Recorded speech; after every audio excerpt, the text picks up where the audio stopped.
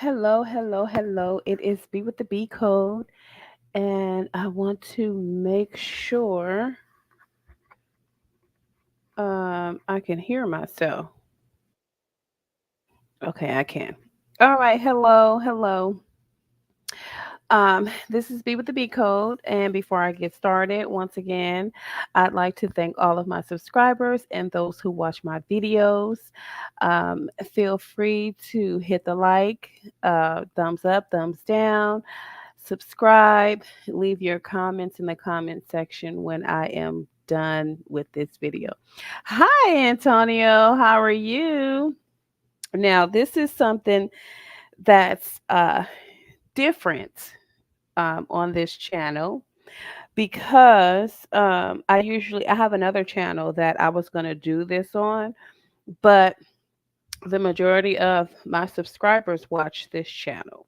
And so this is something that even though I know the general population won't understand, but when I get into it, they will.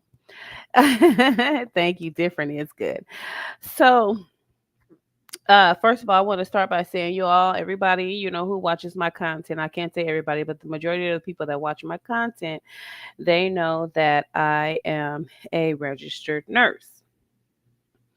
And since 1996, I have worked skilled nursing, right? So I've had the opportunity to see the nursing field at all different levels, and I have also had the opportunity to see how nursing has changed, right? And people might say, "Oh my God, I wonder why she's doing this video now." Well, because I have a lot of concerns, and I wanted to just come on here and start addressing my concerns. I have watched numerous amounts of nurses' videos um, expressing their experiences in nursing and nursing school and in all different nursing environments. So I felt the need. I said, well, hey, you know, let me come in and put my 2 cents in because I think it's important. And especially coming from my perspective, I think it would be beneficial to other nurses in the field to hear where I'm coming from and to learn about my experiences in nursing. So, I have prepared some videos that I wanted to share, and I will also um, be going in a direction expressing my perspective of what's wrong in skilled nursing, right? So, there are so many videos out there, and I just chose, I think I chose about one, two, three, four, five. I chose about 6 videos. I don't know if I'm going to sit and let them all play, but I specifically picked these videos because they are going to be geared towards the points that I'm trying to make. So, first, I want to say what I'll be addressing today is I will be addressing dealing with staff. I will be addressing the reasons why staff behave the way they do, staffing issues, and amongst some other things, I guess whatever comes to me while I'm watching the videos. But the videos that I have chosen deal with nursing home abuse, neglect, different things of that nature. I was going to do some on medication errors, but I'll save that for another day. Oh, you're listening, Antonio? Hopefully, you can understand where I'm coming from. And another reason I wanted to do this is because I've worked in so many skilled nursing facilities, and I've worked in a few states, and I see the difference. And I'm gonna give kudos to um, a lot of the nursing homes that I've worked in. But I'll tell you, and I want to tell you why other nursing homes aren't really doing so well as far as staffing and patient care. I'm just going to give you my views. So I'm not going to go in any specific order of the things I said I was going to discuss. I'm just going to pop a video on and we are going to have the discussion. So let me see which one I want to do first, um, because it's imperative. It's imperative that I do this and that I start these skilled nursing home series because um, I've had some very, very bad experiences. And I'm not going to say, you know, that it's all been bad, but I've had some bad experience. But also, mainly because I am one of those nurses that is understood, but misunderstood and not appreciated at all whatsoever in some instances, right? So, oh hi, cool cat. How are you? Wait a minute. Let me stop this one. Um. Oh man, I can't do it. I'll just come back. Let me see. Let's do. Uh. Let's do this one. I've seen this video a few times, and I've always wanted to give my commentary on this. So we're gonna start with this one. Um, I am in no way, shape, form, or fashion trying to put skilled nursing facilities, specific ones, on blast. These are just the videos that I have found, and so I'm just giving my general perspective of what goes on inside of skilled nursing facilities because it doesn't change. If you see it happening in one, it means it's happening in a whole slew of them. I'll tell you why. And I will also share with you, like I said, kudos to those facilities that I have worked in that have zero tolerance for BS. Okay. I've worked in some kick ass skilled nursing facilities where the patients are taken care of. You better take care of them. And I'm going to say these were uh, a few nursing homes that I worked through agency, and then a few of them that I was actually hired in on, right? And so you would say, oh, well, why'd you leave? If it was so good of a facility, why'd you leave? Well, here's the thing. I am a goal oriented nurse.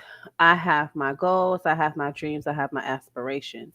And a facility can be kick ass, but if they aren't providing opportunity for advancement, then I'm sorry, I have to go and see if I can advance somewhere else. And I've noticed that the problems that I have been having is facilities not wanting to advance me to higher positions, for whatever reason. We can discuss it. I know one of the issues is racism. I know another issue is that I might be too by the book. I am a zero tolerance nurse myself, and I am a policy and procedure oriented nurse. And I do not tolerate abuse. I do not tolerate foolery. I do not tolerate a lot of things that go on in skilled nursing, which leads to abuse and neglect and buffoonery. Okay. So I guess I just don't have the qualities that they're looking for, the qualities of I care more about myself, I care more about the facilities than I do the patients. Right. So when I go into a nursing home, I'm not there just to get a check. I'm there because I really care. Right. And so while I'm there, I really try to make a difference. I do make a difference, right? But sometimes I'm making so much of a difference that maybe they just don't want to take me out of the environment. But eventually I have to go. So anyway, that's enough of my they might just be some shitty employers. I'm gonna explain that. I'm going to explain that, but let's take a look at this video right fast. It's bad. Viewer discretion advised. A lot of the stuff you guys are going to see on here is, to me, it's horrific because I would never do this to a patient, right? I think what we have, one more thing, I think what we have is we have a bunch of sick individuals working. Just like you have fast food employees that spit on your food, drop it on the floor, rub it across the floor, then fix it up for you to go eat. That's saying something is wrong with their mind. They got some serious mental issues going on. But anyway, I'll get into that as well. So here we go. Allegations of elder abuse at a nursing home on the city's north side. The family of a resident says that he was assaulted there, and they are demanding some answers. WGN's Kelly Davis joins us live from Budlong Woods with more on this. Kelly? Ray and Micah, the family tells me they are disgusted by the way their loved one was treated here at Foster Health and Rehabilitation Center. But they are also grateful that one woman alerted them to what was potentially taking place. We do want to warn you, some of these images may be disturbing.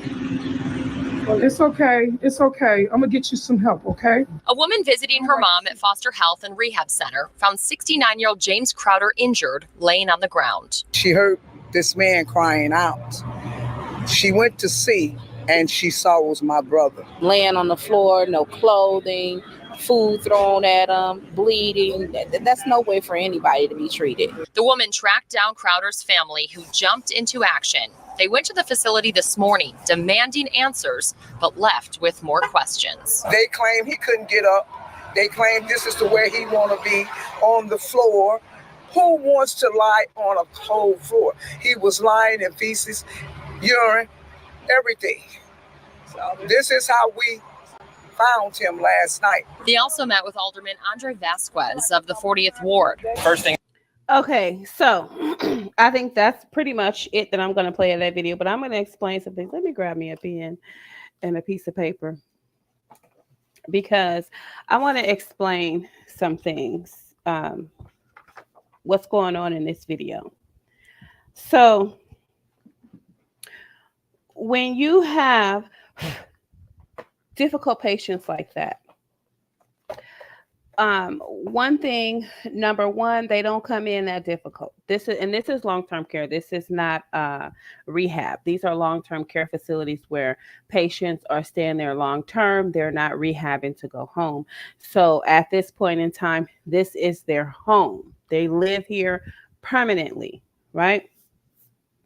So what ends up happening is the family comes in or the hospital finds this patient a nursing home to go to because after hospital, maybe they do need some skilled services, right? They need some rehab, some physical therapy, some occupational therapy to see if they can get them to a functioning level in order for them to go home. Now, some of these patients, they aren't successful in physical therapy, and or once their therapy services are completed, they are in need of somewhere to stay permanently. So a lot of times the facilities will have a long-term care unit that the patient can be transferred to and for long-term care, right? So what happens is, first of all, when you have patients that are being treated like that, or when things like that is happening, let me tell you who's at fault. And I'm going to say this person is going to be blamed throughout the whole thing because it is their fault. This is the fault of the director of nursing. I'm sorry to say it. This is the fault of the director of nursing, right? I have seen the role of the director of nursing change over the years, right? Now, one of the reasons is financial, and another reason is paperwork. They have been removed from the floor in order to focus on paperwork. So let me tell you what the functions of a director of nursing are. Number one, the director of nursing, she hires her staff, right? We're not going to get into the firing of her staff. We're going to say she hires her staff, right? She is supposed to assist in training the staff, right?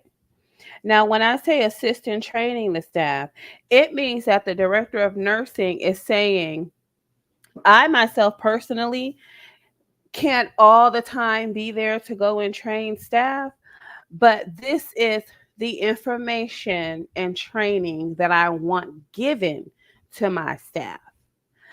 She can put it together herself, or she can have her assistant director of nursing put it together, or she can have her DSD put it together. But as a director of nursing, this is how I want my nurses to function. And when I say my nurses, I don't literally mean her nurses, but this is how I want the nurses that I've hired in this facility to function, right?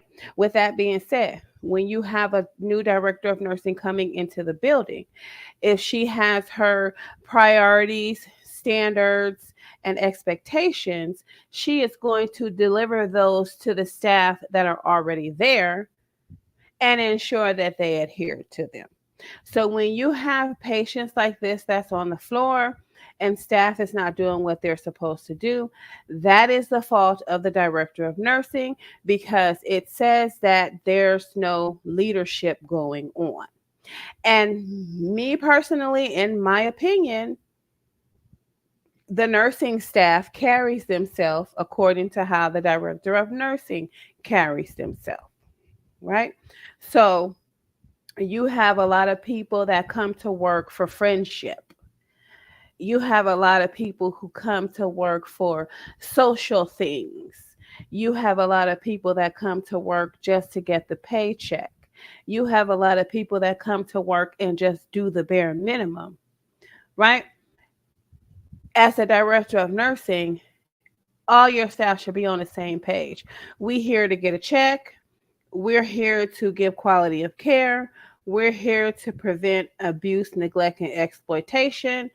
And we are also here to help each other and work as a team to make sure that at the end of our shifts, our residents have been appropriately and compassionately taken care of.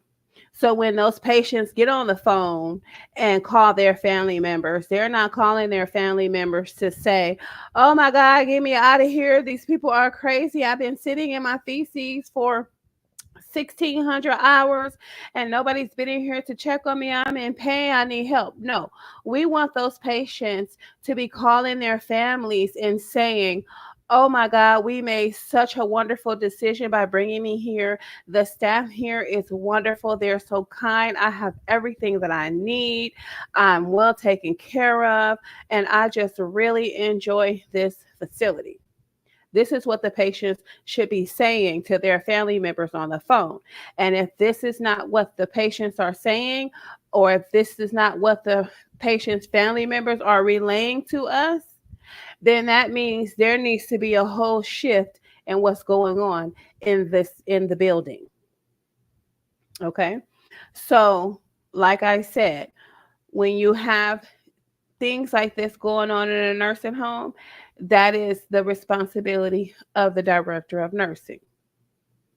Now, poor patients sometimes have no one and rely on those professionals to make them comfortable.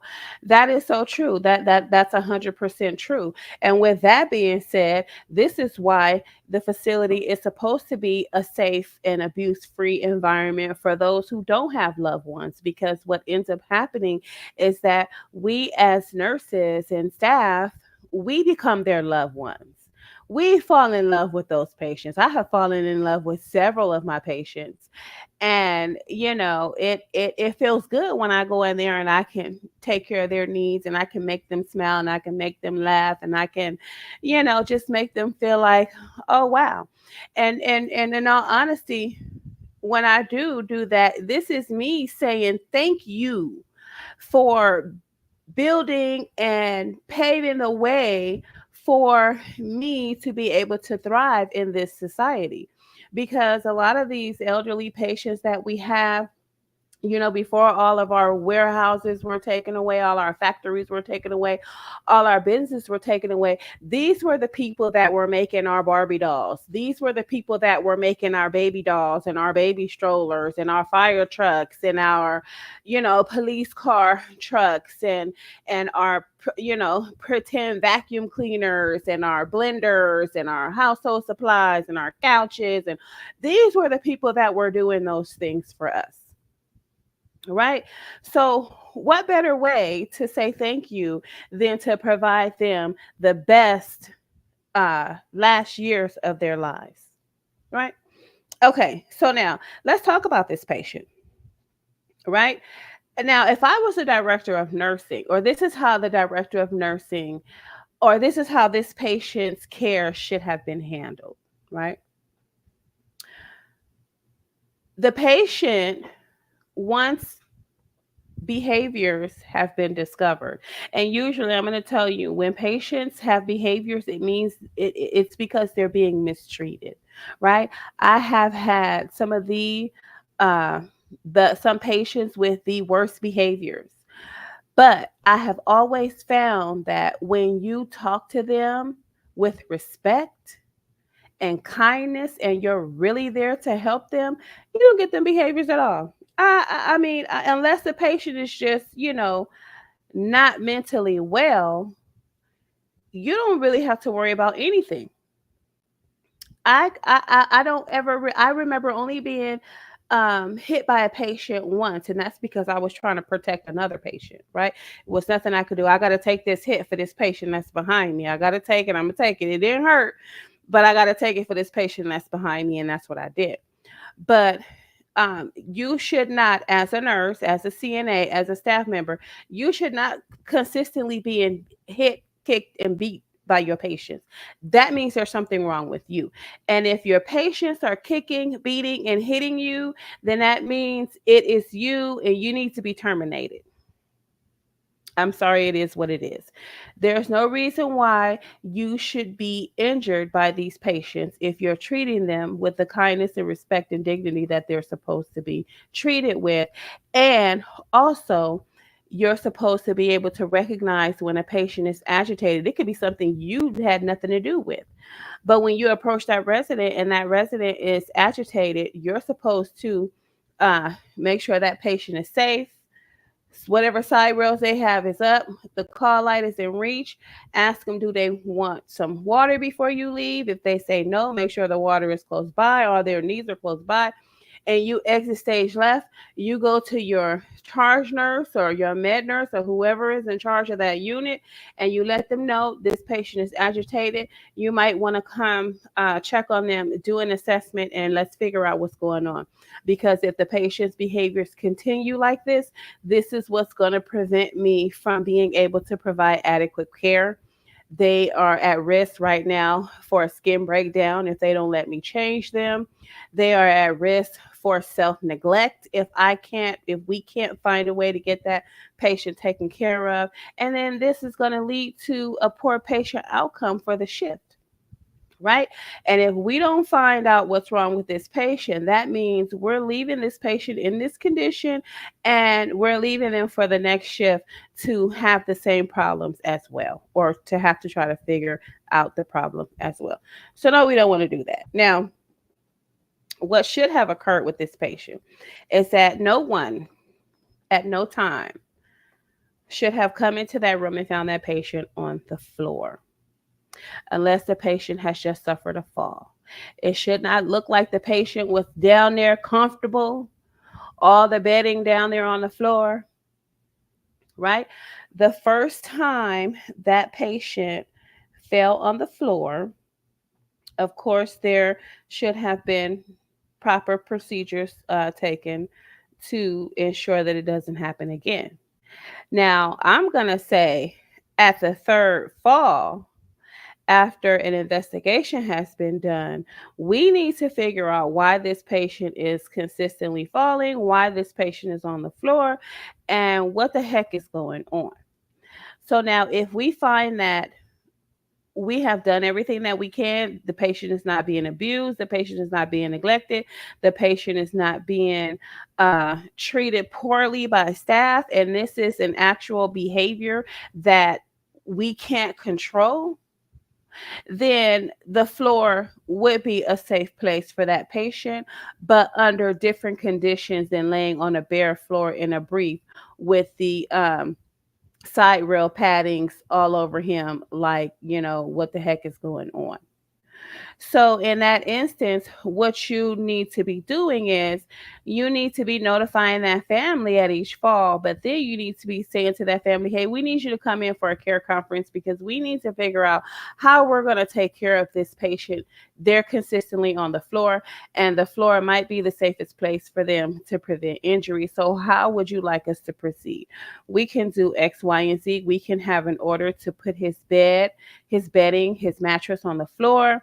um at times when he, if he's exhibiting agitated behavior to where we know he's going to end up on the floor, or he could possibly end up on the floor, is this something that we can do? Let's get together as an interdisciplinary team and let's figure out how we can best assist this patient. Now, this is, of course, is going to occur after you've notified the physician or the nurse practitioner, and you've drawn some labs, you've gotten some urine for a UA. You want to make sure that this patient does not have a urinary tract infection, pneumonia, a bloodborne infection. You want to, because these are the types of things that make a patient um, delirious and makes them have a change in mental status. So once all these things have been cleared and you do a medication review to make sure that it's not the medications that's making this patient act like this, and we have just investigated all areas of this patient's care, and we have just we got a site consult, we've done, we've tried X amount of things to help this patient relax or whatever, then a last resort will be, hey, we might just really need to put this patient on the floor. And we've done it before. I've had a kick-ass director of nursing. She didn't play that shit. I mean, excuse me, she didn't play that. Okay, we did everything I just said. All right. So yeah, you can't tell the family, oh, well, that's where he wants to be. Okay, well, who decided that that's where he should be? Because we as a family, we didn't decide that, or we didn't have a care conference regarding that. So what the heck is going on, right?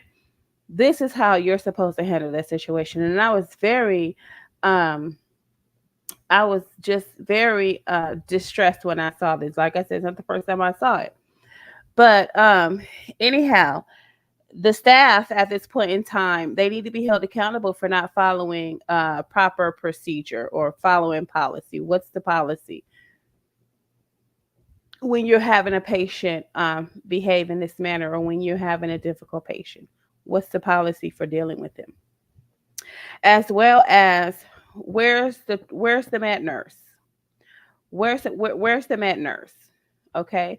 And then on top of that, where's the supervisor? What are y'all doing that this patient is consistently on the floor, bumping their head, got all kind of cuts and bruises and different things of that nature? That is a sign of neglect. That's a sign of neglect from the supervisor. It's a sign of neglect from the med nurse. It's a sign of neglect from the CNA. And it's also a sign of neglect from the director of nursing, which is the one that should ultimately have been held accountable for that patient and the way that patient was treated. I'm sorry, ma'am, sir. Those are the nurses that you are leading. Okay. And if you yourself as a director of nursing would have the audacity to carry yourself like that, then I don't know what to say. But anyway, let's get into the next video. So let me close that one out so I don't have to.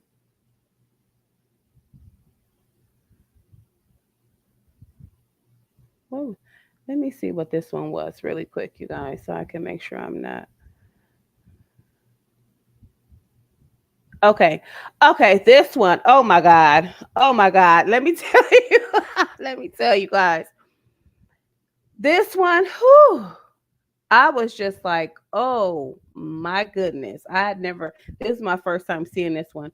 So I was just very, very, very, very, I was surprised, shocked, but it happens all day, every day. So let me share my screen. Okay.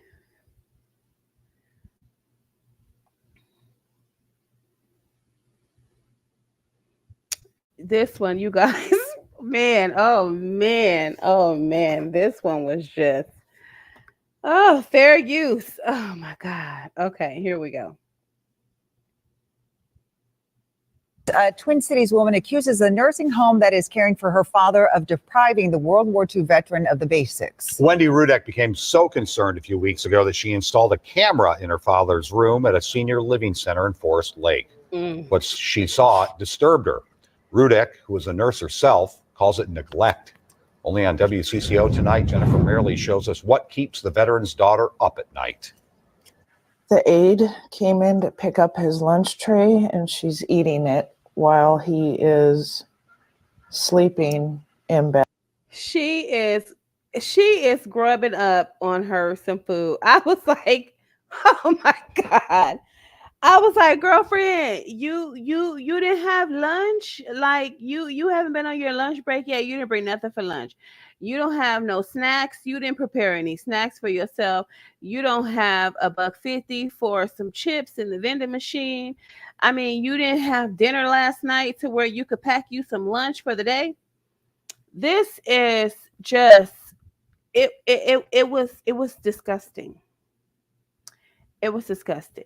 Now, I worked at this wonderful skilled nursing facility here in the city that I live in.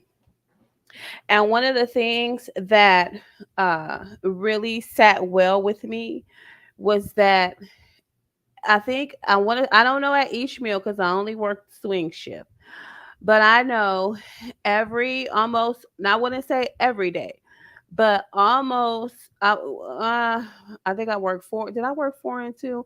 I think I worked 4 and 2. I'm going to say 2 out of those 4 days, the kitchen, um, whatever leftovers they had from dinner, they would pack it up in styrofoam, plating and things like that, and put it in the break room. And then we have food available, right? So that was one of the good things about the facility was that, they shared the food that they no longer needed with the staff and they didn't throw it away. Now, a lot of facilities don't do that. A lot of facilities will buy staff food, but only during the day shift. So the day shift is the only one that would get food. And then what about the evening and the night shift? Like what do we do? How fair is that? But that was one of the things. So I think um, I can't say that it would be an intervention that I will put in place for this behavior. But first of all, this is the director of nurses' fault. This is the director of nurses' fault. She has not set her expectations for staff. For me, working in long-term care for so many years and having seen so many different things occur, um, I have my plan already. I'm just waiting for my DON position, and let me tell you, honey, we're gonna get it together. Hey, we gonna get it together, right? We're gonna get it together. But I might have to give up my dreams as becoming a director of nursing because I might not want to give away this good game. But anyway, um, as a director of nursing, coming from the floor, having been on the floor, you know the behaviors that you've seen coming from staff. So you should already know what expectations you need to come in there and lay down and standards and lay down, right? Um, this is the director of nurses' fault. How dare her staff carry themselves in this fashion? You are the leader, ma'am, sir. What the heck is going on? This uh staff member right here has no fear. No fear of being caught, no fear of seeing what's going on, no fear of anything, not giving a damn that this man is not eating his food. Oh well, he's not, he's sleep, he's okay. Now listen. I have worked so many different facilities. As a nurse coming in, it didn't matter if I was an LPN. It didn't matter if I was once I became a registered nurse. It did not matter. If I see behaviors on the floor, I am going to correct them. I don't care. I'm not here to be your friend. I'm not here to be your confidant. I'm not here to be your counselor. And I don't care about any of your personal issues. Okay. We're here to take care of these patients, and we're here to take care of business. Now, if you need $1.50 to go to the vending machine, I'll give you $1.50 to go to the vending machine. But at no time, should you be eating the residents' food. And if I catch you, you are in trouble. Right? At no time will we abuse, neglect, or exploit these patients. Right? If I catch you, you're in trouble. So me as a nurse, when I come into a facility, I set my expectations and standards, and that's why I have little to no problems on the floor. Now, if I'm backed up by management because I'm the nurse and I'm doing the right thing, and plus this is my freaking license, okay. And then if you don't back me up, I still don't give a damn. As long as I'm employed in this building and my license is on the line, these nurses and this staff is going to do what they're supposed to do, and regardless of how they feel, because we're not here for how they feel as long as they aren't sick and spreading disease around the damn place. Okay. Despite how they feel, I have my standards, I have my expectations, and I'm not bending for nobody. This is one of the issues that I have. Now, the way I usually go about doing things is, hey, I'll educate you first. Right? If I catch you doing something, I'm not just this mean person, this mean nurse. Oh my God, I'm writing you up right now. No. If I see you doing something that I know you're not supposed to do, then I'm gonna get with all the staff and I'm gonna say, hey, this is a policy of what the facility says we're supposed to be doing. I expect you guys to follow it to the letter, right? Nobody's perfect though, but a lot of things or this should not happen again while we're here at work. At least not on my shift. I don't know what the next nurse's standards and expectations are, but these are mine. So if you want somebody with some relaxed expectations and standards, you might want to switch to another shift. Okay? Because it is my duty, right? It is my ethical responsibility. It is my integrity that I'm upholding. And it is also the safety and fabulous outcomes of the patients that I'm striving for while I'm in this building and on this shift. So if you can't follow that and you can't meet that, you might want to go work another shift, or you might want to go tell the administrator that you don't like me. Okay, which is usually what they do. So I'm one of those nurses to where we're not just going to come in here and do anything. We're going to come in here and we're going to do the job the way it's supposed to be done. And if you don't like that, then I'll tell you, you know what one of my fabulous administrators would say, well, you're welcome to find another job. Because at the end of the day, like I said, we want patients calling and saying how wonderful. No, we want the patients to call and say how wonderful the staff is. We don't want the family to say how wonderful the staff is. And I'm going to just tell you, and I'm going to tell you why after I finish this video. But yeah, this one was appalling, but let's continue. This is just one of the incidents Wendy Rudek witnessed when she installed a camera inside her dad's room at Birchwood Senior Living. Richard Holler is 94 years old. He has dementia. He's legally blind, although he can kind of see outlines. Nearly a decade ago, her family faced the hard choice many do to move her parents out of their home and into a facility. She watched Richard's health decline over the last few years. He doesn't have fluids at his bedside table. He's hungry. There's a strong odor there that, he hasn't been changed. Well, in all fairness, he does have fluids at his bedside, but they're not within reach, which is another violation of patient safety. In quite some time. So we have had numerous care conferences with the facility, talking about the issues that have come up with his needs. Her constant concerns. Okay, so when she says we have had numerous care conferences regarding to his needs, and she doesn't feel like anything has changed, my dear, that's the director of nurses' fault. Okay, that is the director of nurses' fault. When you have a care conference and you are telling the family members, how do you feel about these interventions? How do you feel about us doing this? Or how do you feel about us having your dad do that? And the family says, okay, well, I think that's a wonderful idea.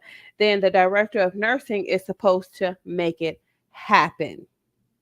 She's supposed to make it happen. If she has not made it happen, then it is her fault if things do not change. Because remember, she is the director of nursing. In this day and age, I'm telling you, where I'm at now, the director of nursing is inept to what's going on, or they know what's going on and they don't give a damn, or they're too busy, or they didn't do what they were supposed to do when they first became the director of nursing and then continue to do it, which is set their standards and expectations and continue to do so with each new staff member they hire, so that everyone is on the same page and everyone consistently stays on the same page. So therefore, when you bring new staff into the building and they know your expectations, they won't bring that BS that they come in with from another facility into your building. No, ma'am, we don't do that here. No, ma'am, we don't eat the food here. No, ma'am, we don't do X, Y, and Z. This is how we do things here in this building. Everything you used to do in that building, if it was bad, don't bring it over here. I'm sorry, it is what it is. This is how I was raised in nursing with my director of nurses back when I was when I was an LPN. My directors of nursing, they didn't play that.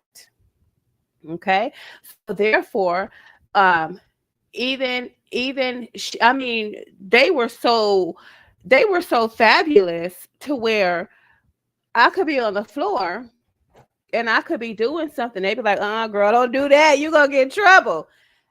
The nurses on the floor are relaying to the new nurses coming into the new employees coming into the buildings, and they know what their DON's expectations are, and therefore they're passing them along. Oh, did nobody tell you you're not supposed to do that? Oh no, girl, you can't do that here. Let me tell you how they want it done. They want you to do it like this. Okay, that's a kick-ass director of nursing when you know the other nurses are passing down the law to you. Okay, that's how you know you got a kick-ass DON. With this woman having several care conferences and nothing changing, that's your DON's problem. I'm sorry. It is what it is. Prompted her to place a camera in his room to see for herself what was happening. And so the hidden camera really opened our eyes to really what kind of care he is getting there. And it's shocking and it's very sad. Wendy points out her dad's clothes weren't changed for 3 days. Clothes not changed for 3 days. That's your director of nursing. Ma'am, sir, have you not made rounds in 3 days?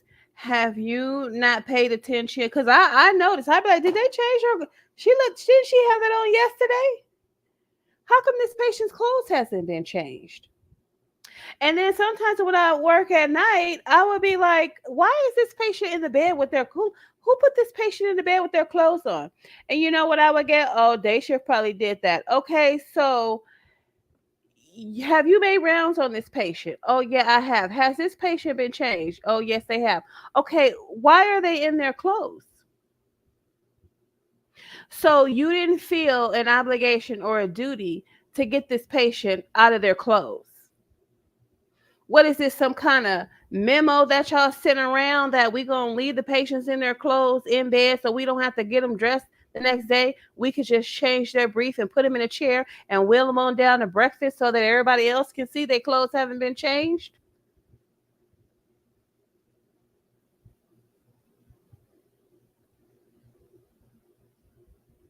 So I just be trying to figure, stuff out, and I just be asking questions. Now, you get perturbed when you see this, and it's like, where's your brains? Where's your ma'am, sir? Where's your brain functioning? Me as a CNA, if I came in here and saw a patient in their clothes in the bed for the night, I'm gonna I'm going to first of all, I'm going to make sure the patient is safe and secure, right? Then I'm going to go get the nurse because I want to show her that this patient is in bed with their clothes on. Okay. Once the nurse has been notified that the patient is in bed with their clothes on, and now the CNA now goes and changes the patient, puts them in their night clothes, gets them comfortable for the night. Um, okay, that nurse needs to then make a note of that so that she can report that to the director of nursing in the morning, right? And so once the director of nurses has been notified that a patient was put to bed in their clothing, then she or he is supposed to do an investigation as to why this patient was put to bed in their clothing. Now, upon the director of nursing doing an investigation, these are the questions she's going to ask the CNA and the nurse. First, she's going to pull the CNA into her office and she's going to say, ma'am, I understand that we had Mr. So and so put to bed in his clothes that he wore that day. Can you explain to me why this patient was in bed with their clothes on? Now, I'm going to tell you exactly what the CNA is going to say. She's going to say, oh, well, the patient refused. The patient didn't want to take his clothes off. So I had no choice but to put him in a bed with his clothes on. Okay. Now, with that being said, as a director of nursing, her next question would be, did you report that to the nurse? And the CNA is going to say, this is, and I guarantee you this is what the CNA going to say. Oh, well, no, I didn't report it to the nurse because he always refuses to put to take his clothes off and put his night clothes on. So I didn't feel like I needed to tell the nurse since he always does that. Oh, okay. So the director of nurses next question would be, well, how many nights a week is the patient refusing to put their clothes on? And you know, has the nurse been notified at any time that the patient was refusing to put their night clothes on? Oh, well, I don't know. I just know, on my shift when I'm here, sometimes he refused to put his clothes on. Okay, fine. Now, the director of nursing, she's going to pull the nurse into her office and she's going to say, Madam, sir, I understand that we had a patient last night. Mr. So and so was put to bed in his street clothes or in his day clothes, and he was not put in his night clothes for bed. He wasn't properly prepared for bed. So, did anybody report to you yesterday that the patient didn't want to change their clothes or put on their night clothes? And I'm gonna tell you what the nurse is gonna say. No, nobody told me. I didn't even notice. Okay, so then the next question that the director of nursing should be asking this nurse. Okay, well, um, what was your final round on the patient when you what was the patient doing when you made rounds after he was put to bed? Did you see him in his night clothes? And I guarantee you this is what the nurse is gonna say. Well, I don't know. He was covered up in his blankets. So I couldn't tell whether he had his clothes on or not. Okay. So let me tell you another question the DON should have asked the CNA. Madam CNA, ma'am, sir, what time did you put the patient to bed? Oh, well, I put the patient to bed at 8 p.m., about 8 o'clock. Okay. So a prudent director of nursing, she will pop open her computer and she will say, let me see what time this patient got his night medications. Oh, he had some medications due at 9 and he had some medications due at 10, usually 9 and 10, 8, 9, 10, right? So if he has some medication that was due at 9, it means that that nurse had that 2 hour window to give it to him. She had the opportunity to give it to him at 8 and she had all the way up until 10. So then what that director of nursing will do is she will look at the time the nurse administered the patient that medication. And so, if the patient was given the medications, oh, we'll say whatever time she decided she wanted to sign for them, because you know they don't pour, pass, and sign. They pour, pass, and then sign at the end of their shift if they decide they're going to sign it all.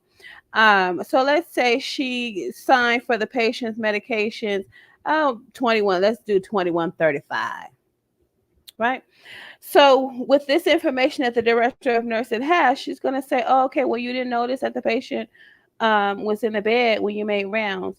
Okay, well, what about what time did you administer the patient their nighttime medications? Oh, well, I don't even remember. Okay, well, here's the computer. Look and see what time you gave the patient their medication. Oh, I gave it to him. Oh, it looks like here I signed at 9:35. And I'm gonna say, yeah, I know. So you didn't, because the CNA said that she put the patient in the bed. So you didn't notice that the patient had their clothes on in the bed when you gave them their medications at 9:35, because the patient was already in bed. Oh well, I didn't even I don't know. I didn't even pay attention to that. Okay. All right. Thank you, ma'am. Thank you very much. Okay. So now what the director of nursing is going to do is she's going to go around and she's going to ask other night staff, hey, does Mr. So and so, has he ever refused to put his clothes on, for you at nighttime, put his night clothes on? And the CNA is going to say, oh, yeah, Mr. So and so, he always refuses. Oh, okay. Because by this time, that CNA that put him in the bed with his clothes on, she gonna be done spread it around. Oh yeah, girl. So somebody reported to the DON that the patient was in bed with their clothes on. So now everybody getting their little story straight. And I told her that he always refused to put his clothes on in the bed. So then it's gonna be like every time when the DON asks everybody, they're gonna be like, oh yeah, he always refusing to, put the patient in the bed. Okay, now me as a director of nursing, I'm gonna let that slide, right? I'm gonna let that slide. You know why? Because nobody knows what the expectation is for uh, patients that refuse care. So now what I'm going to do as a director of nursing, and if a director of nursing is listening, I hope this helps him or her. What I'm going to do is I'm going to put together an in-service on the policy as far as what needs to be done when patients are refusing any type of care, right?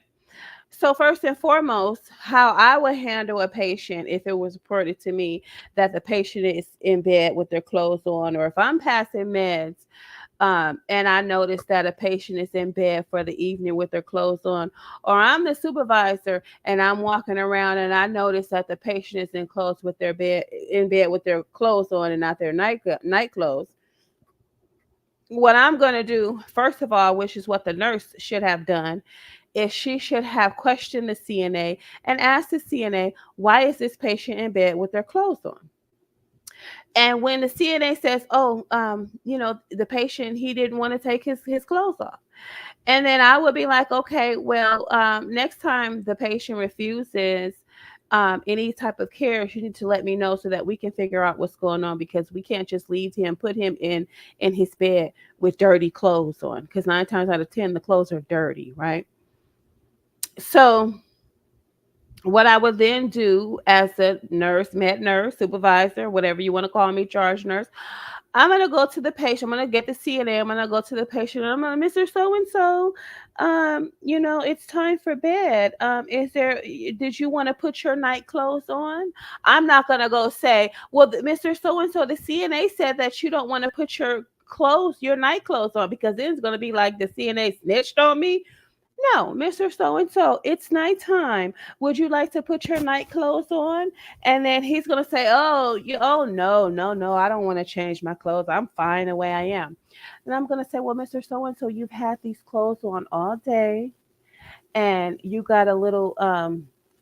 have some food that's still on your clothes, and then I noticed that you have some food on your pants. So do you want to um, take these clothes off and put your night clothes on? I'll help you if you want me to. And if he says, oh, well, sure, sure, we can do that. Yeah, you can help me put my clothes on. Okay, well, what night clothes would you like to wear? I see here you got these pants and this top. Or did you want to, is it more comfortable for you to put on a gown, one of our fabulous gowns that we got nice and clean for you? He might say, yeah, well, give me the gown. It's probably easier. It's easier for me to get around in the gown. Okay, fine. I'm gonna help him put his night clothes on, right? Problem solved. But then what I'm going to do is I'm going to go and open up his medical record, and I'm going to document that the patient refused the CNA to put his clothes on. Um, upon speaking with the resident, he stated no, he didn't want to put his clothes on. He was fine the way he was. But inform patient that the clothes he had on was soiled with food, and that I would provide him assistance in putting his night clothes on if that's something that he wished. Patient agreed to put his night clothes on, gave him an option of what night clothes he wanted to put on, stated he didn't mind putting on one of the facility gowns, right? Patient was able to assist the patient in changing his clothes, uh, offer water, put call light in reach, put bedside table with necessary or frequently used items within reach, and resident in no distress, right? Now I'm gonna tell you the reason why I'm documenting, especially documenting that he didn't mind putting on a facility gown. Because if the family comes in the next morning and he has on a gown and they have provided pajamas, they're going to say, well, why is my dad in this hospital gown, and I got him he got some nice pajamas in here? The nurse is going to be able to say, oh, well, I read in the documentation that, was a little issue with him putting his night clothes on, and the nurse gave him an option and he chose the gown. Oh, okay. That's going to explain that. Right. Also, that nurse, me, I would have passed that on in the morning in report to let the nurses know that we're having an issue with this patient, or we had an issue with this patient refusing to change his clothes. Now, The second time, if the patient refuses to change his clothes, okay, now we need to be notifying the director of nursing. We need to be notifying the MDS nurse. We need to be notifying the doctor. We need to be notifying the family. And we need to be care planning that so we can do some interventions so that we can convince this man not to go to bed in dirty clothes, right? Even if we offer, if he wants to sleep in his clothes, then we can offer him some clean clothes to sleep in. You see, that's the difference, right? The patient, who knows, we might call the family and say, your dad, he doesn't want to take his clothes off. And the daughter might say, oh yeah, dad gets like that sometimes, it stems from his when he did X, Y, and Z, he liked to sleep in his clothes and different things of that nature. And then we're going to say, okay, well, it's fine that if he likes to sleep in his clothes, but we can offer him some clean clothes to sleep in. Okay. And then we document. Resident refused to take off his clothes. Maybe review care plan. One of the interventions on the care plan is to offer clean clothes and assist resident to change into clean clothes to go to bed. This is one of the interventions that was done. It was successful. Resident, although he's in his day clothes, they're clean, right? Perfect. Wonderful. But, ma'am, that's the director of nurses' problem. And it's also the nurses on the floor that are not doing what they're supposed to be doing to make sure this patient doesn't, to make sure the facility can't be accused of neglect. Right? I hope y'all get that. I know that was long, but I'm long-winded and I know my nursing. I know my shit. So anyway, yeah, there's no reason this man should have been in his clothes for 3 days. Madam DON, you didn't see this man in his clothes for 3 days. Day charge nurse, you didn't see this man in the same clothes for 3 days. Madam CNA, what the heck is going on? What type of AM cares did you provide to this man? That means he didn't get that means he didn't get his face washed, he didn't get his teeth brushed, he didn't receive any type of cares. They just let him just walk around how he is. Maybe they change his brief. They don't give a hoot. This is clearly staff that don't give a hoot about their patients. And if it's happening to this patient, I guarantee you it's happening to other patients. Usually when you see something happening that's wrong in one situation, it's house-wide. It's house-wide. So anyway, let's continue. And she says people leave food in his room, then leave. We have doctor's orders. Okay, let me address that. Now, this is one of the things that I come across a lot, Either when I was passing meds or when I was the charge nurse or the supervisor just making rounds. I would see a tray in the room and the patient is laying down. The patient hasn't been woken up. They haven't been assisted to sit up. They had the food is unprepared, which means the top of the top to the plate is still on the food. Nothing has been opened. The milk is still closed. The condiment packages are still closed. Like somebody did what she did, just came in there and sat the doggone tray down and walked out. Okay, well, maybe this patient needs a little bit of assistance. Okay, well, maybe you as a CNA should have, when you came in, you should have gone around and woken your patients up and prepared them for breakfast while you were taking their vital signs, right? Go in there. Good morning, Mr. So-and-so. It's me, whatever my name is. And, I'm going to be your CNA for today. Would it be okay if I assisted you to sit up so I can take your vital signs? And, breakfast is going to be here shortly. You want to get ready for breakfast? Oh, sure, honey. You can help me. Okay, well, come on, let's go. Once you're done with your vital signs, different things of that nature, you say, "Hey, stay awake." You know why? Because breakfast is coming. Yay! I don't know what's on the menu, but hey, we'll figure it out together when we get the plate, right? When we get your tray. So I will be back here shortly. Okay, I got a few more vital signs to take, and I will be back with your breakfast. Okay, you want to watch a little TV? You need some water? You want some water? Okay. Would you like to wash your face? You want a rag so you can wash your face? Sure. Would you like to brush your teeth? Oh no, honey, I'm gonna wait till after breakfast to wash my teeth. I don't want to taste toothpaste while I'm eating my breakfast. Okay, sure. Thank you. I see you. See you shortly. What's so hard? Like I said, they're not coming to work to work. They're coming to work to get out the house to get a check, right? Because if you're coming to work to take care of people, then that means that is where your focus is going to be. If that's your main function, that is where your focus is going to be.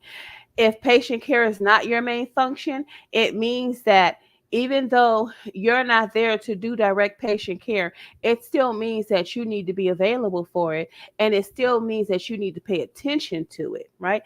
This man in his clothes for 3 days means that nobody is paying attention to him. This man's tray being sat down in front of him or on the side of him, and then they just walking out, not being paid attention to. Now, we need to look at this patient's weight, right? We need to look at this when this patient gets weighed in the next month and he has lost maybe 7 pounds because the other nurses have gained 7 pounds from eating his food. Houston, we have a problem. And now we need to figure out why this patient has lost 7, 8 pounds in a month, right? Because here's the thing with that. Now, me as a director of nursing, or madam or sir, director of nursing, this is what you need to do. This is what I would do. What I usually do is I go to the CNA documentation and I want to see if this patient, if they have been documenting that this patient is refusing the meals. Now, if they're putting 75 to 100, 50 to 100%, 75 to 100% every single day for every meal, then Houston, we got some liars in the building and something is going on. Why is this man not eating, or why is this man losing weight? So now, me as a director of nursing, I'm going to say, well, we need to call the family, let them know, call the doctor, let them know that the patient has lost this amount of weight, because we don't know why, because the CNAs dang sure are documenting that he's eating 50 to 100% at every meal. He ain't missed a meal in the last month. He ain't missed a meal, right? So now what I would do, I'm going to suspect, because of my many, many years in nursing, I'm going to suspect that his food is being eaten. And what the doctor or the nurse practitioner is going to do, or the dietitian, is they're going to order him some supplements. Oh, well, let's supplement. Well, why would we supplement if it says here that he's eating 50 to 100% of his meal? He's not even missed a meal. Why are we adding supplements? No, what we're going to do is we're going to add some supplements, which is fine. But also, if we have a dining room program going on, that is where we're going to ask the family if they would like him to eat, which means we're going to get him up.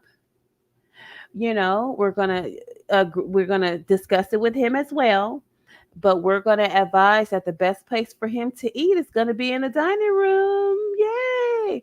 Where he can be supervised, his meals can be supervised to see if he is really eating his food or not. If he's not eating his food because they've been eating it, you know how when patients don't haven't eaten, consistently, they usually only eat certain meals, right? So that meal that this nurse is eating right now, that's the meal that they won't be eating. So now we'll have to encourage them to start eating that meal again too. So they might eat breakfast and they might eat dinner, but not lunch, because somebody's eating their lunch. And I guarantee you, If she's eating his food, then she done spread it around to the other CNAs that they can eat his food too, because he ain't gonna eat it. And that's why another staff member was in there eating his food as well. Right? That's just my many years of nursing. I'll tell you, if it's happening the one time, it's happening all the time. So we need to nip it in the bud, right? So what you do is you don't accuse people of eating his food. You bring the patient out in the open so we can monitor him and make sure he's eating his food. And then when you make sure you're looking for that patient, because see, these sneaky staff members, what they'll do is, oh, he didn't want to get up to eat, because if it's something good that the kitchen is cooking, they're like, oh no, I'm eating this today. So Mr. So and so, I'm gonna not take him to the dining room and say that he wants to eat. This is a train of thought. I'm not gonna take him to the dining room today. I'm gonna sit him in the room so she can sit in there and eat his food. Oh, I'm gonna help him in his room eat his food. I bet you are. No, bring him, Mr. So and so. Did you want to come out to the dining room and eat with the rest of the residents? Oh, sure, I can come out to the dining room. Okay, come on. And then now that nurse is mad at me because I didn't interfere with her meal. Okay, yeah, that's how it goes. I've been long time. But Madam DON, that's your fault. Staff is around there eating the food. Somebody done told you that staff is eating the food, because I myself have reported to the director of nursing that staff is eating the residents' food according to what I have seen or what I've caught. Okay. So, somebody told you, you got your little people, you got your eyes and ears around there, and you're failing to act. Now you got a weight problem. To help assist feed him because he's blind. He rarely eats. On more than one occasion, the camera captured someone. Look at her. I don't know if he came. What is she eating the rest of his food? What is she doing? Bring you some snacks, honey. You know what I do when I know I'm going to be hungry, or like I know I haven't had the opportunity to eat, or like if I'm in a rush, I will make sure I have some snack crackers. Or and I'm gonna just put it out there. If it's something on the snack cart that I see been sitting there for a long time, anybody wanted, I'll snack off the snack cart. That's better than eating the actual resident's meal. I mean, come on, who does this? This says you have no conscience. You have no integrity. You have no standards for yourself. You have no expectations for yourself. And you don't care about these people. You do not care. Have some discipline. Have some self-discipline. And that's what a lot of these staff members are lacking. They're lacking self-discipline. They're not disciplined. And there's something wrong upstairs. Eating Richard's food, and he's looked for something to drink. They had a little cup of syrup, and it shows him trying to drink his syrup because he's so thirsty, because there was nothing else for him to drink.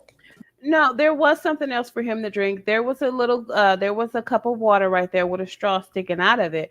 But since he's legally blind, he didn't see it, which means they didn't let him know that it was in reach. And where are the fluids that he's supposed to have on his tray? He's supposed to have some juice and maybe some water, some milk or some coffee or something. Where's the fluids that go along with the meal? This is a failure of the staff to properly prepare a meal. And here he's going to take the lotion and drink it. Wow. He is drinking lotion. And now he's drinking lotion. Now, let me tell you guys, when I make rounds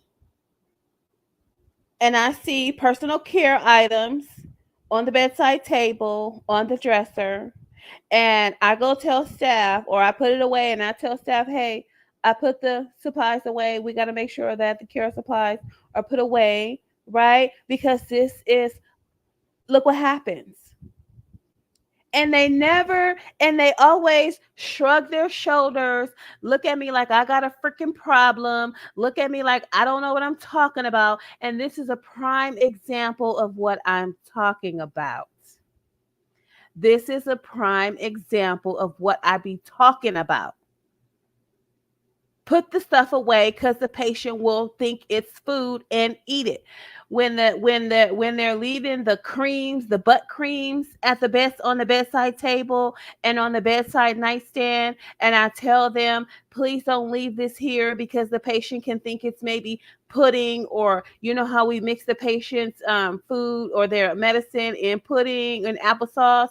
This patient could think that it's one of those and eat it, and lo and behold, it's my first time seeing this, but this is a prime example of what I'm talking about. So yes, I know what I'm talking about. Okay, there's no reason why this patient should be drinking lotion during his meal. Why is lotion in this man's reach during his meal, knowing that he's legally blind? Madam Director of Nursing, sir, ma'am, this is your fault.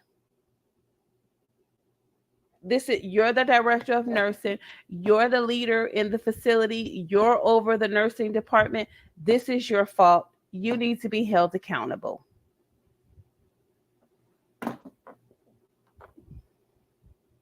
Time and time again, I tell them, don't leave personal care supplies and butt cream in the patient's room to where they can think it's food and eat it. And oh my God, here we go.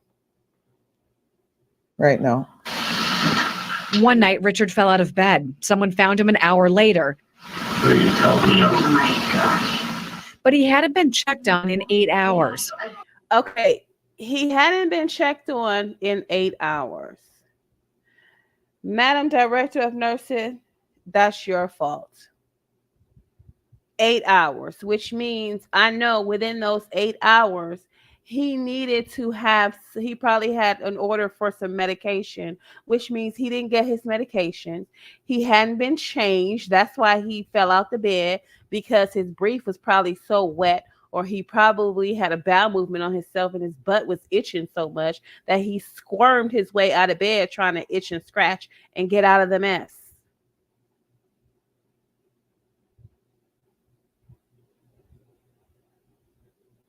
So, Madam Director of Nursing, sir Director of Nursing, that's your fault, because that means your supervisors aren't doing their job, and your med nurses aren't doing their job, and the CNAs aren't doing their job.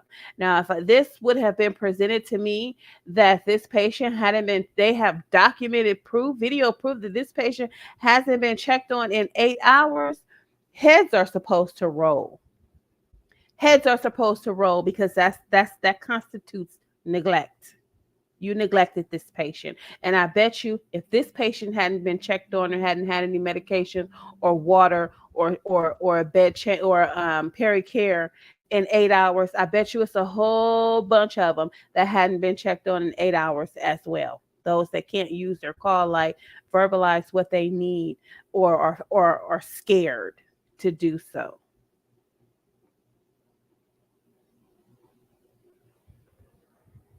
She brought her findings to the staff. This right here, this is serious neglect.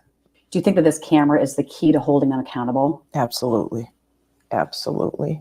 They can give me an excuse because I have it on camera. I have literally pages. She's reported what she calls neglect to the state. An investigation is underway. As a nurse, she fears what could happen in the time it takes to look into her claims. By the time that happens, he could be dead. These are basic things that are everyday needs. These are food and fluid. You have to have them to survive. Birchwood Senior Living responded with a statement saying in part that it had taken many actions, including working with the family on modifying our residents' care plan, conducting audits of our procedures, staff retraining, and in one instance, the termination of one of our employees for eating our residents' food. There is no staff retraining. What do you mean? You need to retrain staff on the basics? No, heads should roll. I know you have to retain staff, but you really want to retain that kind of staff because they're going to do it again. That's egregious. It's egregious. No. No, and they repeatedly ate that man's food. They repeatedly ate that man's food. They should have been reported to the State Board of Nursing so they could stay home and eat since they so hungry.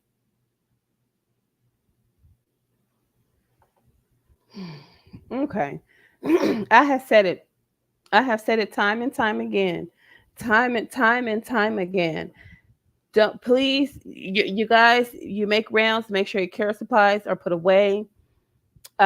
Everything that we're seeing in these videos and that we're going to see in these videos, that's what I stand on. I stand on doing things the right way, the way that they're supposed to be done. And they don't like me for that. They don't like me for that. And that's why you're going to continuously get busted for poor patient care. You're getting these people's money and you're not even providing them adequate care. That's the director of nursing's problem. These director of nurses need to get their heads out of their asses and get their butts out of the chair and come out of the office and check on these patients and make sure that they're continuously educating these staff and setting their expectations and standards. Stop trying to be everybody's friend. Stop being scared of the staff. Oh yeah, directors of nurses. Oh, they the biggest fraidy cats. Nowadays, they're the biggest fraidy cats. They're afraid to say anything. They don't want to say nothing. Yeah, biggest fraidy cats. They want everybody to like them so that they don't get reported to corporate. And then if you're standing on business and what you're doing is right, corporate should have your back and some heads should roll. You should be allowed to roll some heads right on out the freaking door. But no, you know who they roll out the door? They roll out the door. They roll nurses like me out the door. Okay? Because I be 1 in a million in the building. I could be 3 in a million in the building, but I'm the only one that's saying something. The other ones, they be acting like, they give a damn. Girl, they know they shouldn't be doing that. That is wrong. And the nurse pretty much carries herself the way she's supposed to carry herself. You know what I'm saying? And got a whole lot of shit to say about, it's not you right. You sure are right. It's not right. They shouldn't be doing that. Because and then and then it's like, okay, come on, let's go, talk to the DON. And you head to the DON's office, you turn around and the nurse is gone. She don't want to say nothing. She don't want to say nothing because, her job is more important than the patient's care. You got a lot of nurses in the nursing field, they want to be liked. I don't give a damn if you don't like me, but you're not going to cause me to lose my license behind your bad actions and your stupidity. I'm sorry. So while I'm employed in this doggone building, and while my license is in this building, and while I'm being held accountable for what's going on this floor, you're going to do things the way they're supposed to be done. You're not going to do them the way I want them done, or you're not going to do them the way I would do it. You're going to do it the way it's supposed to be done because that's what you're supposed to be doing. That's what you're getting paid for. So if you can't socialize, make friends, and be friends, and give quality patient care, then you need to let go of the friendship and the social gathering and the conversations about personal things and just focus on the patients. I'm all for getting along. I'm all for showing support to each other, but I'm more so for making sure that these patients are receiving adequate care. I'll be your friend. I'll laugh and talk with you. We can sit and we can talk about all kind of things at the nursing station. We can have chips and pizza and parties, and we can play music, and we can watch movies. We can do all of that. But as long as these patients are receiving quality care. Okay. But when I find that the patients aren't receiving quality care and we're having kumbayas and we're having raves and shit at the nursing station, and we talking about the clubs, and we talking about our man and our husbands and our kids, and we're talking about where we're going to take our vacation to and where we're thinking about doing this X, Y, and Z, and there's 600 call lights on and 12,000 patients in here that's wet and different things of that nature. No, the socializing is supposed to stop. It's gonna stop. right? I'm gonna interfere with that. I don't care how you feel. I'm not the feelings nurse. At least not for your feelings. I'm here for the feelings of the patients, because we're here to provide them adequate care. So I'm not the feelings nurse for you nurses on the floor if these patients aren't being taken care of properly. Now, if you want to go answer your call lights, you want to, pass your ice, you want to check and change your patients, you want to make sure everybody's call lights in reach, you want to make sure everything is done, and then you want to come to the nurse's station and have a kumbaya. Oh, let's do it. Let's do it. But if we can't kumbaya and give quality care, then we're not going to kumbaya. We're just going to do quality care. And if you don't like it, then go tell the DON. Go report it to the administrator. Go. Go. It's ridiculous. Oh my God. Okay. Whew. Let's do this one real quick. What is this form? Okay. This one right here, y'all. When I saw this, I was like, oh my God. Are you serious? No. Okay. Yeah. Let's watch this one.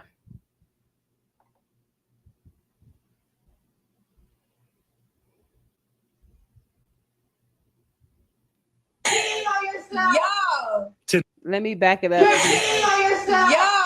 Tonight, alarming charges against two senior care workers in Florida. For real, stop playing.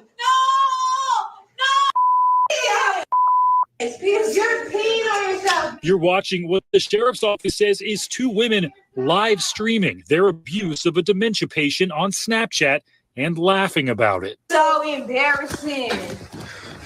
I'm sorry, yeah, she embarrassing. Let's go. Lock her in the closet. Investigators providing an edited portion of that video blurring the victim. Put your pants on. Law enforcement says they got a tip from an employee at Market Street Memory Care Residences outside Orlando about the live stream from April 3rd. Deputies arrested two nursing assistants, 20-year-old Shaitiana Bishop and 18-year-old Jada Harris, on counts including abuse and neglect of an elderly person and video voyeurism. I'm going to try and use restraint as I tell you about this case. And I say I'm going to try and use restraint because I'm disgusted. Sheriff, I feel your pain. I feel your pain because there has been so many occasions where I had to exercise restraint as some of the things that I have seen going on that I have had to intervene on. I agree, Sheriff. I mean, whoo, Lord have mercy. Wayne Ivey of Brevard County sounding off about the two suspects. The perpetrators in this case are not only disgusting, but they're vile individuals who live stream themselves abusing one of our elderly citizens who suffers from dementia. We were unable to reach Bishop or Harris for comment. They're both out on bond, according to the Brevard County Public Defender's Office. The sheriff saying the facility acted appropriately. Contacted our agency, fired the two individuals, did everything right. Market Street Memory Care Residences also. No.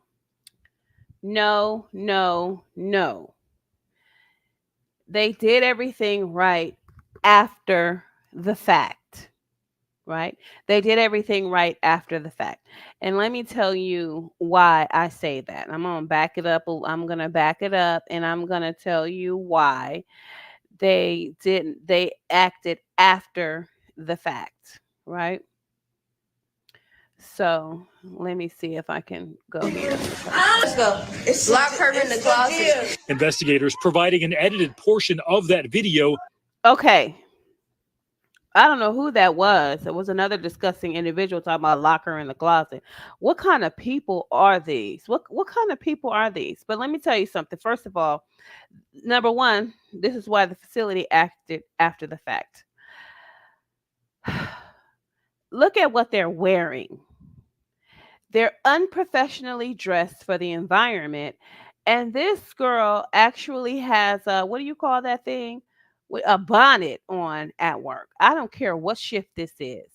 I don't care how relaxed you may feel, how comfortable you feel in the facility, how long you've worked in the facility. Ma'am, you have a t-shirt on.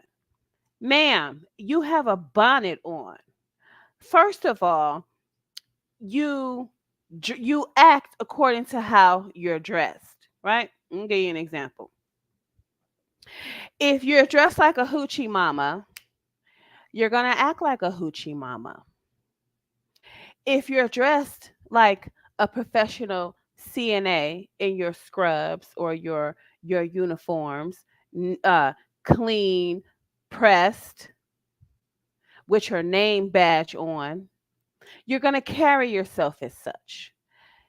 These two females right here, they're inappropriately dressed and they're acting according to how they're dressed. They're acting like hoodlums. They're acting like there is Madam Director of Nursing, this is your fault. You have no standards for the way your employees are to show up for work, or you're not enforcing the policy on how these nurses are supposed to be dressed at work. This is mistake number one, right? Mistake number two. This is not the first time these CNAs have behaved in this manner.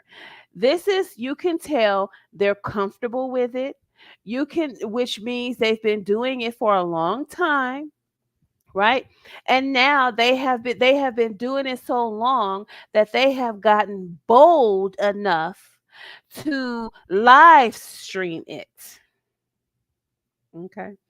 And I guarantee you that this is not the first that they've had complaints about these CNAs from residents that they have done nothing about or they have taken lightly.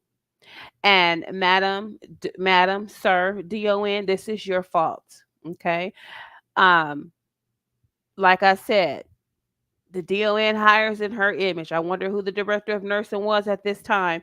Her head should have rolled. This is your fault, ma'am. Sir, I'm sorry. I'm sorry. This is your fault. You're the director of nursing. You're the leader. You set the tone, the standards and expectation for the nurses in the building. This is your fault. Um, we can blame other folks. Other folks should be held accountable as well. But DON, you're the leader. This is your fault. But anyway, let's continue. Let's hear what the sheriff has to say.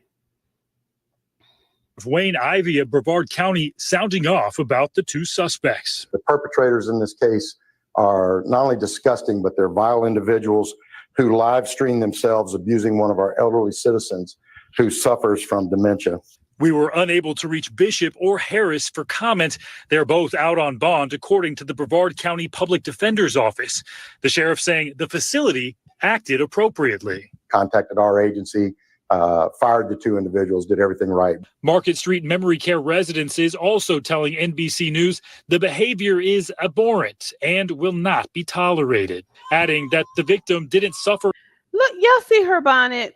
Look at oh my God, the tattoos. That's another thing about nursing that has changed. You couldn't come into a skilled nursing facility or any hospital and have all these tattoos on display. It's unprofessional. You would need to wear long sleeves to cover them up, right? Um, and you have to look professional. Now, me, when I go to work, when I get dressed and I go to work, I try to look as professional as possible. I remember there was a time when I would just really look nice because I worked day shift and I wanted to be presentable for the public. I wanted them to know that they were talking to a nurse that cared about herself and her appearance, because it shows that, of course, I care about the appearance and the well-being of your family members, right? That's what that shows, right? And like I said, you carry yourself according to how you act. If you carry yourself in a professional manner, you're going to be professional, you're going to treat people professional. But it's when you're dealing with people who have no idea what professionalism is, who just don't want to leave the streets in the streets. They want to bring the streets to work. These are street clothes. These are street clothes. It's as if they're harassing and abusing somebody on the streets because this is what they look like. So we have all these tattoos on display. We have these nose rings. We have these tongue rings. We have these lip rings and cheek rings and eyebrow rings and 1600 earrings in the ears. We didn't Nursing did not tolerate that back then. It was an environment to where you had to be presentable. I mean, because we're in, first of all, these people are elderly and they didn't carry themselves like that back in the day.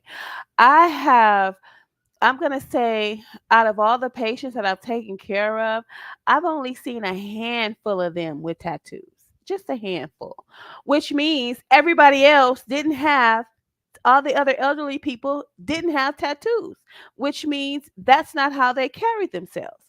So, which means, you when you see their daughters come in, you wouldn't see their daughters with any tattoos. You wouldn't see their sons with any tattoos. You'd see them appropriately dressed, like they had some home training.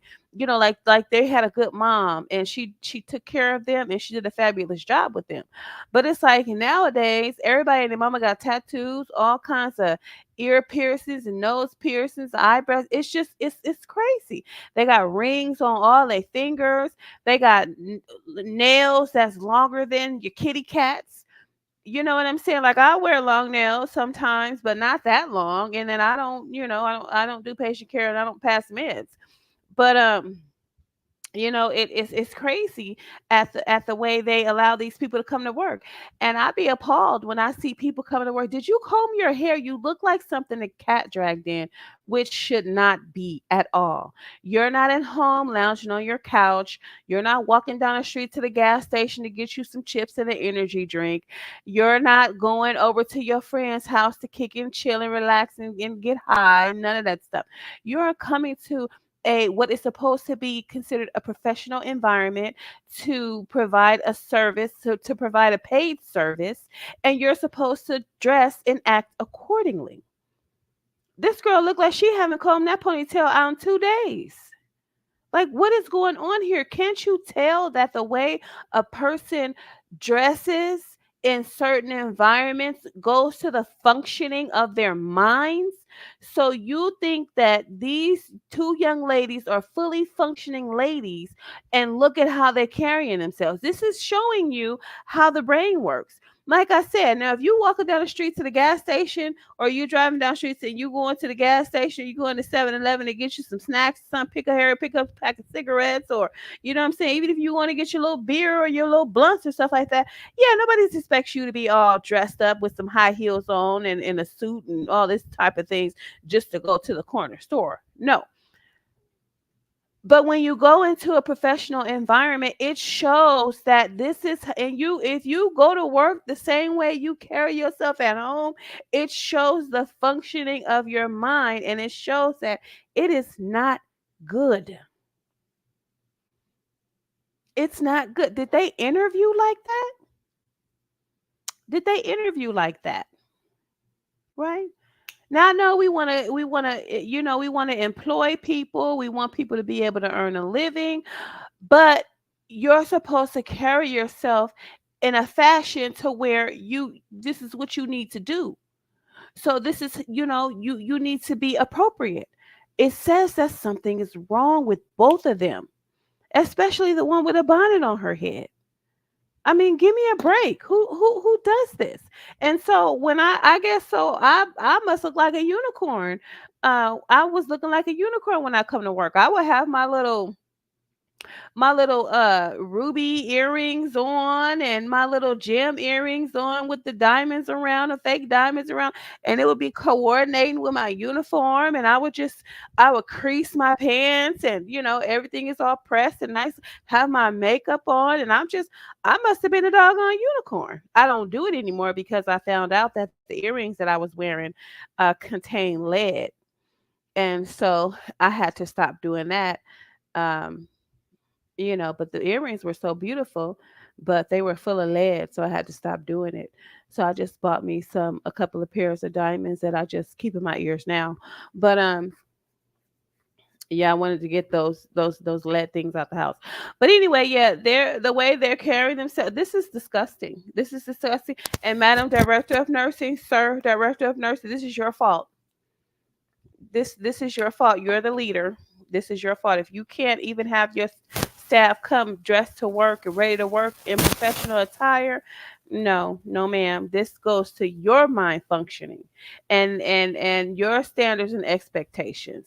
I remember one time this young lady was at work and she had a hat on.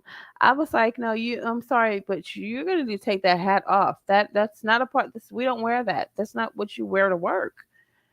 And then of course she got an attitude and she got mad and she reported me to the director of nursing. But ma'am, I'm sorry, why would you even wear that? So that I'm going to say something to you. You know how I am. Come on now. Why would you even think that you could just do that? No, you can never relax in nursing. You have to always be on your toes because you can mess up at any minute. So if you look professional, you carry yourself professional, your work is done in a professional manner, and your patients are receiving quality care. Come on now. Who I wouldn't accept this type of dress and look as a director of nursing. I would be pulling them into the office and saying, I just wanted to go over the handbook with you. Um, and I wanted to review the section where we have our uniform standards and our dress code. Okay, so I don't know if you guys received a handbook during orientation, but I'm going to go ahead and give you guys a copy. I'm going to have you sign that I've given it to you. But I just want to review this section on dress code. Now, I'm going to say, I know, you're relaxed, you're comfortable, and I want you to be relaxed and comfortable while you're at work. I want this to also be an environment to where you can thrive in. But I must bring your attention to our dress code. And right now, you're out of code. You're off code. You're not on code as far as your dress is concerned. Okay. So go ahead and sign that you've received this handbook. And I hope you guys have a good rest of your day. Did you guys want any snacks from the vending machine? Is there anything I can get for you? You want some coffee or some Starbucks or something? Okay, you do? Okay, what you want? You want a frappuccino? You want that iced? Okay. What you want? Oh, get them some Starbucks or some shit like that. You know what I'm saying? But no, you can't. No, fuck that. I mean, you can't come to work like that, ma'am. I'm sorry. No, ma'am. For any injuries, and they're providing support to the family of the victim. Incidents like this are rare, but Ann Sansevero, board president of the Aging Life Care Association, says she believes what we find out about is just the tip of the iceberg. Yep. It's probably more common than we know Yep. because so many elders are ashamed of elder abuse. They feel humiliated. They want to hide it. And there are warning signs to look out for to make sure your loved one is getting quality care. Is the clothing clean? Are they looking underfed? Are they poorly groomed? Is there an odor in the home, where it might be that they're not getting changed often enough? These are kind of telltale signs that the care. And as far as odors, it's not just an odor that they're not being changed. Sometimes it can be an odor because the staff member was too lazy to take the trash all the way off the unit, right? I mean, at one time, and it was on a few occasions, I was making rounds, and it was like, as soon as you went in the door, it just knocked me out. Like, what is going on here? And then you got the med nurse standing there, and it's like, you don't smell that? And then the CNAs, they're nowhere to be found. They're not even in a room because I'm making rounds. So I'm like, where is it? What are y'all doing? Or on a couple of occasions, they were sitting at the nurse's desk.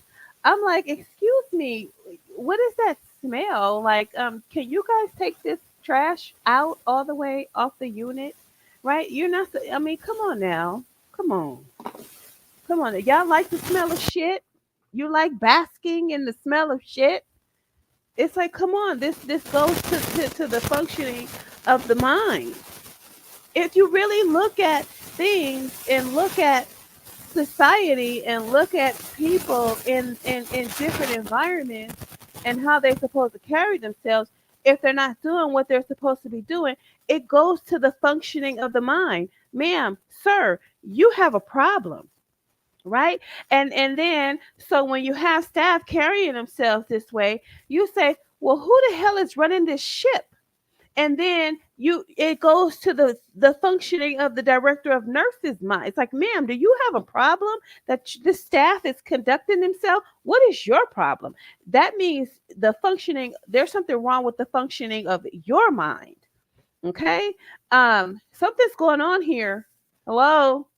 Is there anybody home? Mom, dad, grandma, auntie, cousin, somebody?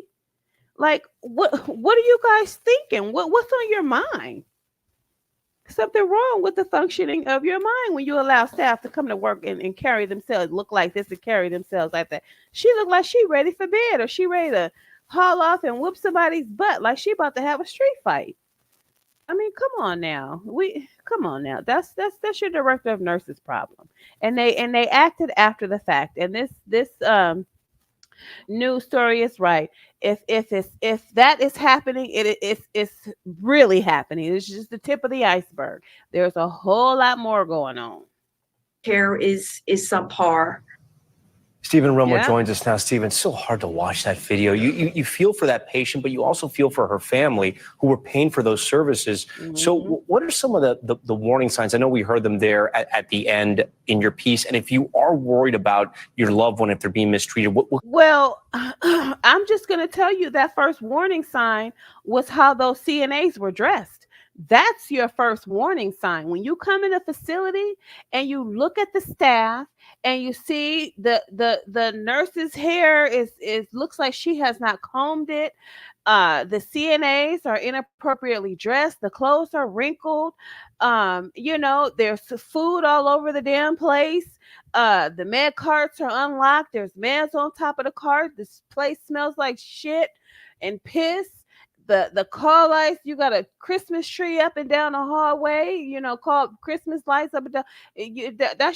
Those are your signs of abuse right there. Those are your signs of abuse and neglect. Okay? Those are your signs when you come in and it's what you see. Those are your signs. Initial signs. what can you do? Yeah, it's hard not to be worried after watching something like that. These people often so vulnerable in these homes. That expert we talked to said the best thing you can do if you sense a problem to go straight to the administration and talk to them about it and be ready to escalate that as is necessary. Yeah. They also say that one good thing you can do is just these surprise visits. Just show up unannounced, not your regular time to visit, to see how things are really going on at that place.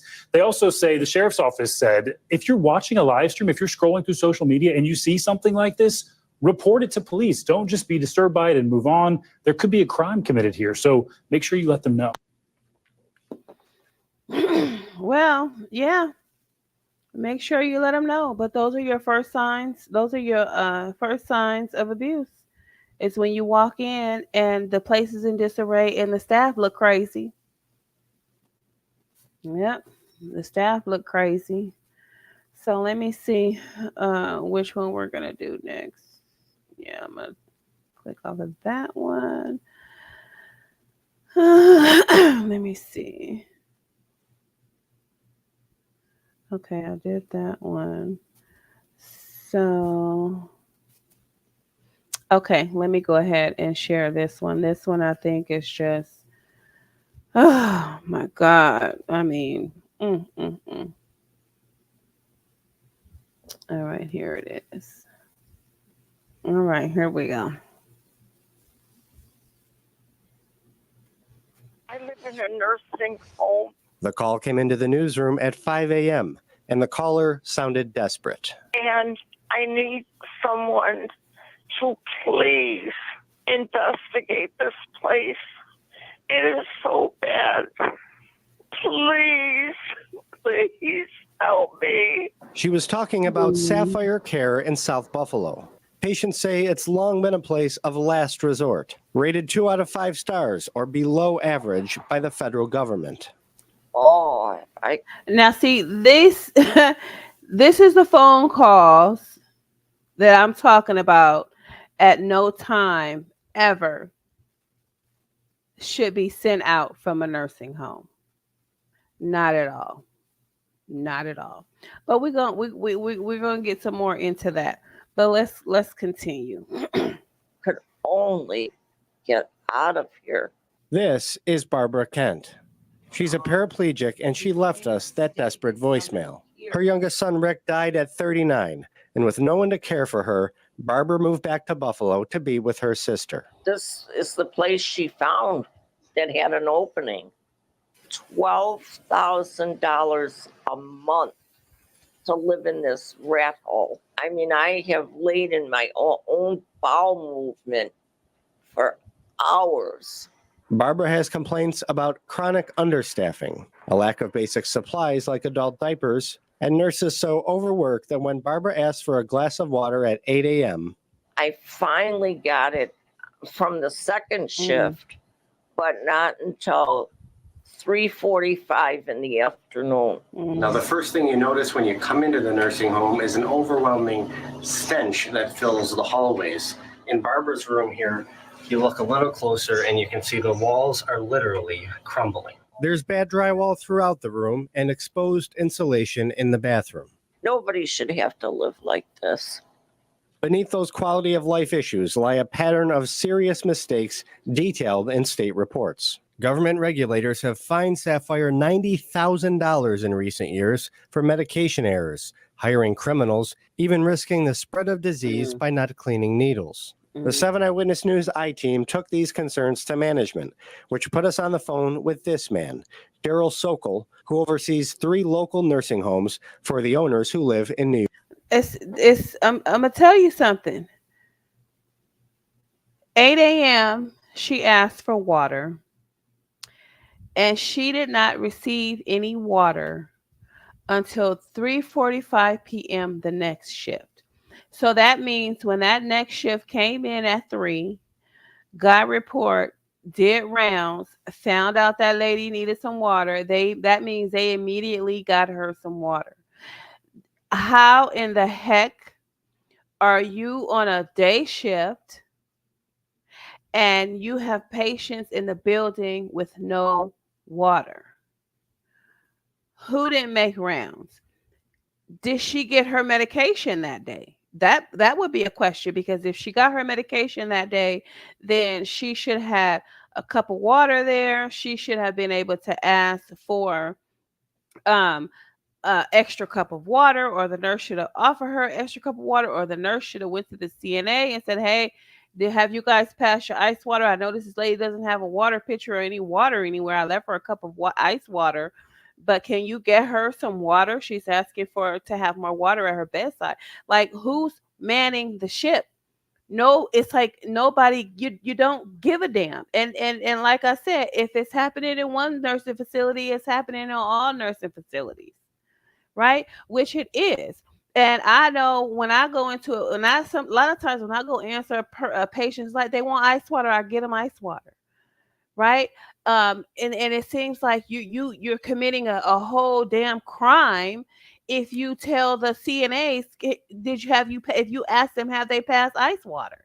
I mean, it's like they don't want you to say a shit to them. It's like, okay, well then what do your job. If you don't want anybody to say anything to you, then that means you're going to do your job. You're not doing your job. And I'm sorry, but I'm not no punk ass bitch. Can you pass some ice water, please? Your patient I got your patient some ice water. Can you please make rounds to make sure that the rest of your patients have ice water for those who want it, and just regular water for those who don't like ice?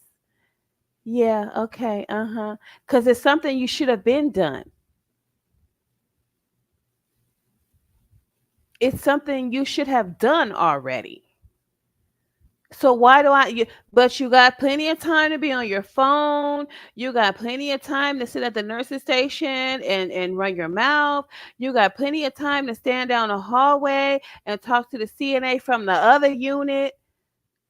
But your patients, but you haven't, but I got to say something to you about your patients and ice water. And let me get this straight. You're mad at me because I said something to you about your patients and ice water.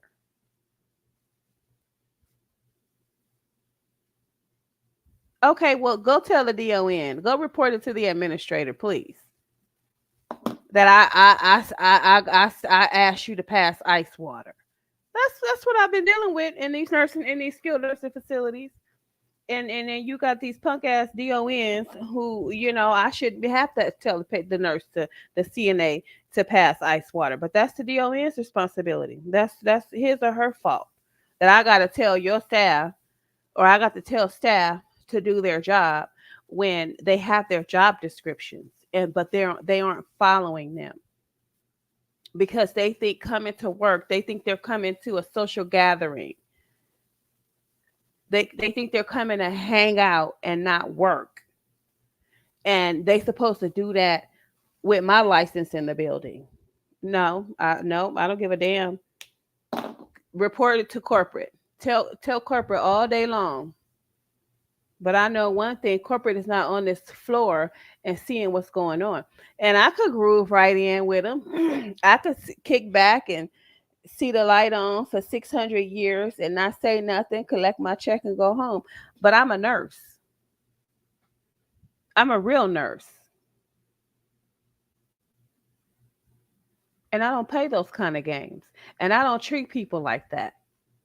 And people are not going to be sitting in my face treating other people like that, vulnerable people like that. So yeah, run the corporate. New York City. Are you planning on putting any money into the conditions of the rooms and not just the common areas? Of course, all the rooms are being redone brand new. Records filed at Buffalo City Hall show Sapphire is in the midst of a $700,000 renovation project of the lobby and therapy area. But there's no mention in those documents of the first floor patient rooms. Sokol said we could interview him, but he never called the I-team back. That room should have been condemned. That room should have been condemned. There's no way that a patient should be in a room looking like that. That room should have been condemned. That patient should have been moved to another room, and that room should have been worked on immediately. Back. The Department of Health, in a written statement, tells us it has received multiple complaints and has opened an active investigation pertaining to staffing levels and quality of care. I wish I could get out of here right now, this minute. I hate it here so bad. I can't take it, Charlie. It's really bad here. Don't ever put your loved one in here, ever. Now, perhaps the worst mistake anyone has made inside this nursing home involves needles that were not properly cleaned. We spoke with a patient who tested positive for a serious disease after this happened. You can hear her story tomorrow at 6. Yeah, it's all kind of mess going on in these nursing homes. But you know who's accountable? It's the director of nursing. Um, and I'm going to tell you why I keep saying it's the director of nursing. It is the director of nursing. There's no way back in the 90s, the late 90s, when I came into the nursing field, and the early 2000s, that this would have been tolerated. I didn't see any of these things going on in the nursing facilities that I worked in, and that's being a nurse on the floor. I mean, like I said, I've worked in some kick-ass facilities that, the patients were just all happy and just well taken care of. I mean, of course, it wasn't all perfect, but even those situations were handled the way they were supposed to be handled. And so now that I've gotten to be on the other side in an administrative fashion, I've really learned how things are supposed to go, and what the director of nursing is supposed to be doing, as well as the supervisors and the charge nurses and the med nurses and the MDS nurse and the staff developer. Nobody is doing their jobs in these buildings, and that's why we're hearing stories like this. We shouldn't be hearing stories like this. We shouldn't be having patients that are telling stories like this. We shouldn't have patients that's reporting things like this. This is an absolute no-no. All right, let's move on to the next one. Let's see. It was this one. All right.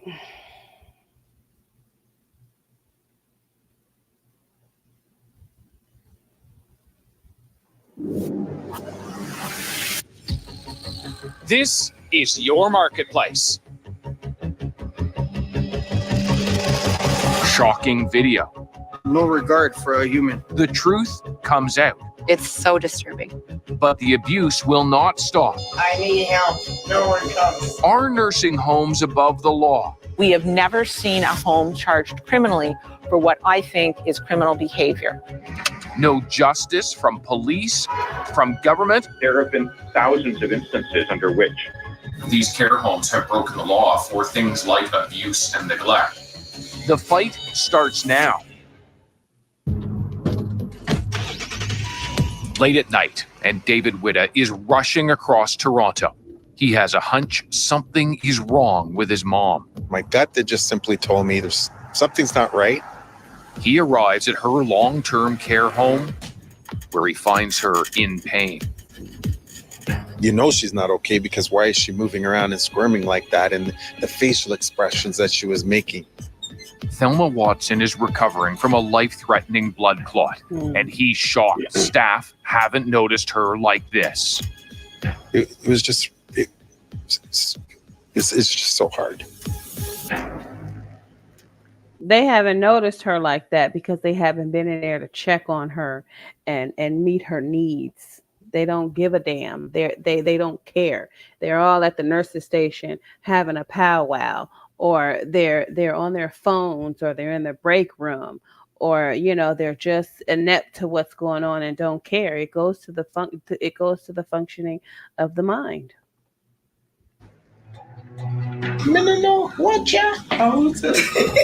For 3 years, David records everything from the good to the bad. Burns on her body and bed bug bites. I have pictures of numerous times that I've went in to feed my mom, and my mom is soiled. When I say soiled, I'm talking soiled right up to her chest. What did that tell you? It told me about lack of care. David's mom isn't alone. Inspectors find another soiled elder left to wait for 4 hours. Skincare checks not completed for 31 weeks. An allegation of neglect, but no sign it was ever investigated by the home. Similar problems repeated year after year. That's your director of nursing. Skin checks not completed for 31 weeks. Who's running the ship? Who's running the ship? Who's checking? Where's the enforcer? Everybody's just getting the paycheck, going shopping, and just having a jolly good time, and ain't no work being done. And where's corporate at? Where's the corporate quality assurance team to make sure that these things are being done? Nobody cares. Nobody. I mean, really? Really? Is that breaking the law? It is. It's breaking the law. They're not complying with the legislation which governs them. If these things were happening in daycare, those daycare centers would be shut in a minute. Jane Meadis is a lawyer and seniors advocate. She tracks the ever-growing warnings from nursing homes across Ontario. That number of written notices means that they're not interested in complying with the law for whatever reason. If it's just that they don't want to bother. Like, that's just a crazy statement. They're not interested in complying with the law. Mm-hmm. It's the law. Right. That's your director of nursing.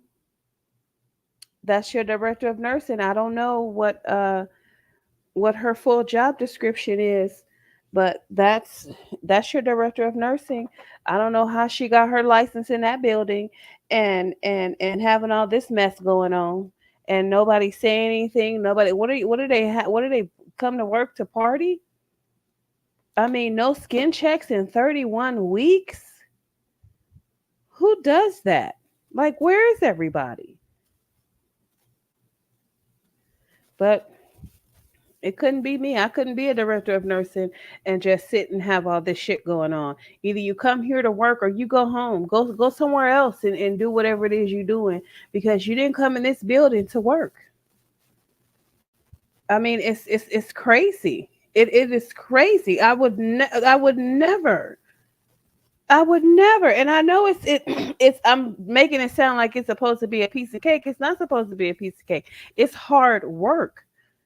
But when you're put in that director of nursing position and you're being paid to take care of this building and you're not taking care of the building, what are you being paid for? To come to work and look pretty? I mean, like come to work to make friends and be everybody's friends and then the thing of it is that if you're friends, then why your friends don't have your back? Why aren't your friends doing their work to make you look good? Right now, you look bad. These director of nurses are looking bad. And people might say, oh, it's not all on a director of nurses. Yes, it is, because she's the leader. And so she's supposed to be handing down her laws. She's supposed to be handing down the nursing laws. She's supposed to be handing down compliance. She's supposed to be handing down how she's requiring her nurses to carry themselves. She's supposed to be, directing and guiding the staff in the facility. Okay.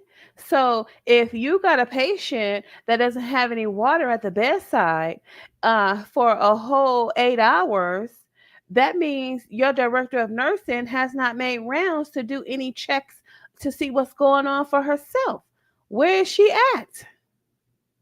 What is she doing? The director of nurses, she needs to, if she go work in an 8-hour shift, she needs to at least do rounds twice.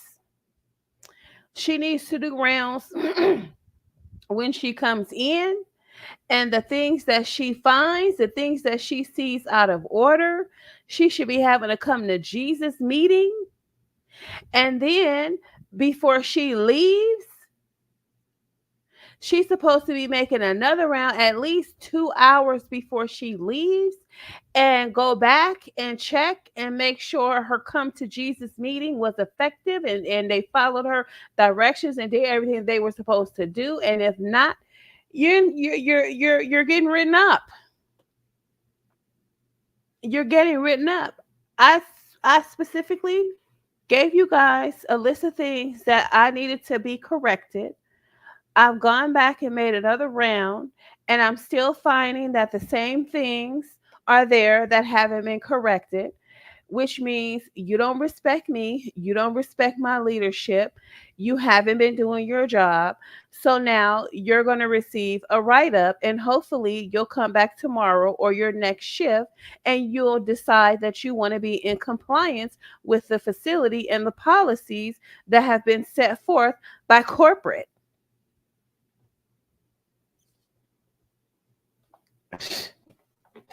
Will problems in long-term care ever get fixed? I spent an entire hour laying on PC. To figure it out, we're reviewing 30,000 violation notices issued by Ontario care home inspectors over 5 years. Failures that can have consequences. We've had neglect with teeth for over a year where her teeth weren't brushed. When staff don't clear food from his mom's teeth at the village of Humber Heights, it may have ended up in her lungs, nearly killing her. Do you think the government had the alarm bells ringing about this home before COVID struck? Definitely. I tried. I put it out there. Nothing, no results. Nothing came of them. Our cameras have caught failures before. Now we find 85% of Ontario homes, an incredible 538 of them, have broken the same law repeatedly for serious problems like abuse, neglect, medication errors, or not providing enough food or water to residents. It's become acceptable to provide a lack of care. It's become acceptable to break the law. It has really become acceptable to provide to not provide adequate care. And I don't know what the heck has gone on. I don't know what the heck has happened, but back in when I got in nursing, it wasn't tolerated. It wasn't going to be tolerated. We don't care if we had to send staff home.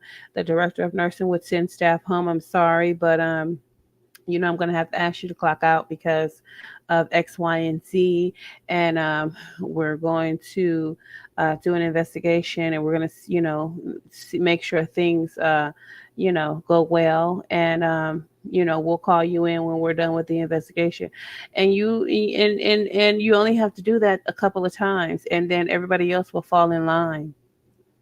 Everybody else will fall in line, and then you have to be consistent with it. You don't get relaxed. You keep the momentum going, because once, like I said, once you have set your standards and expectations, and you're serious about them, and you hold people accountable for not meeting them, eventually they're going to start passing it around to all the new staff that come in. You better not do that, because the DON don't play. If she catch you doing that, you'll be in trouble. And I must tell you, she does round, and she does check back behind what she asks you to do. You have to set yourself up for success. And by you correcting your staff, and writing a few people up and sending a few people home, that is going to help with correcting everybody else's behavior, and you won't have to do that very often.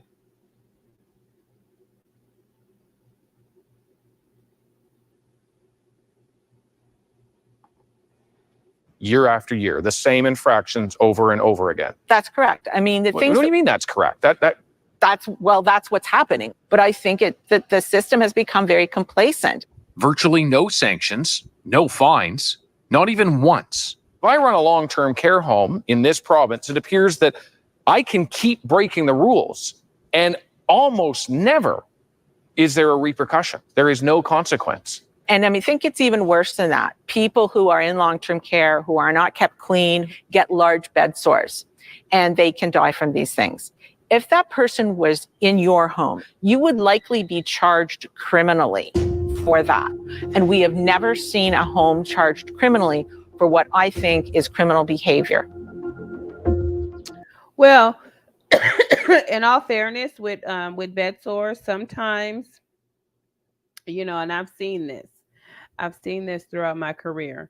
Yeah, it is negligence. I've seen this throughout my career. Sometimes a facility can inherit a patient that is already that already has a bed sore brewing, right? And then sometimes, according to the patient's diagnosis, failure to thrive, they can't eat properly, different things of that nature. They're malnourished. They're coming from a home where they didn't receive adequate care. And in all fairness, it has been discovered that bed sores start from the inside out. Now, a lot of times we call them pressure sores, and you can develop a pressure sore just by your bony prominences being pressed against the bed, not being turned and repositioned, never getting out the bed, different things of that nature. And then that's when it becomes neglect. But when you have a bed sore, when you have a sore that opens up, and it is just, and when it finally opens up, you have tunneling, you have it's like almost a stage 4. You in determining how long that patient has been in your facility, you know that that has been brewing for a good 6 months. And if the patient has been there about that time, you know that's something you inherited and that's not something that was caused by the facility. But these other types of wounds and different things of that nature, the MASDs and the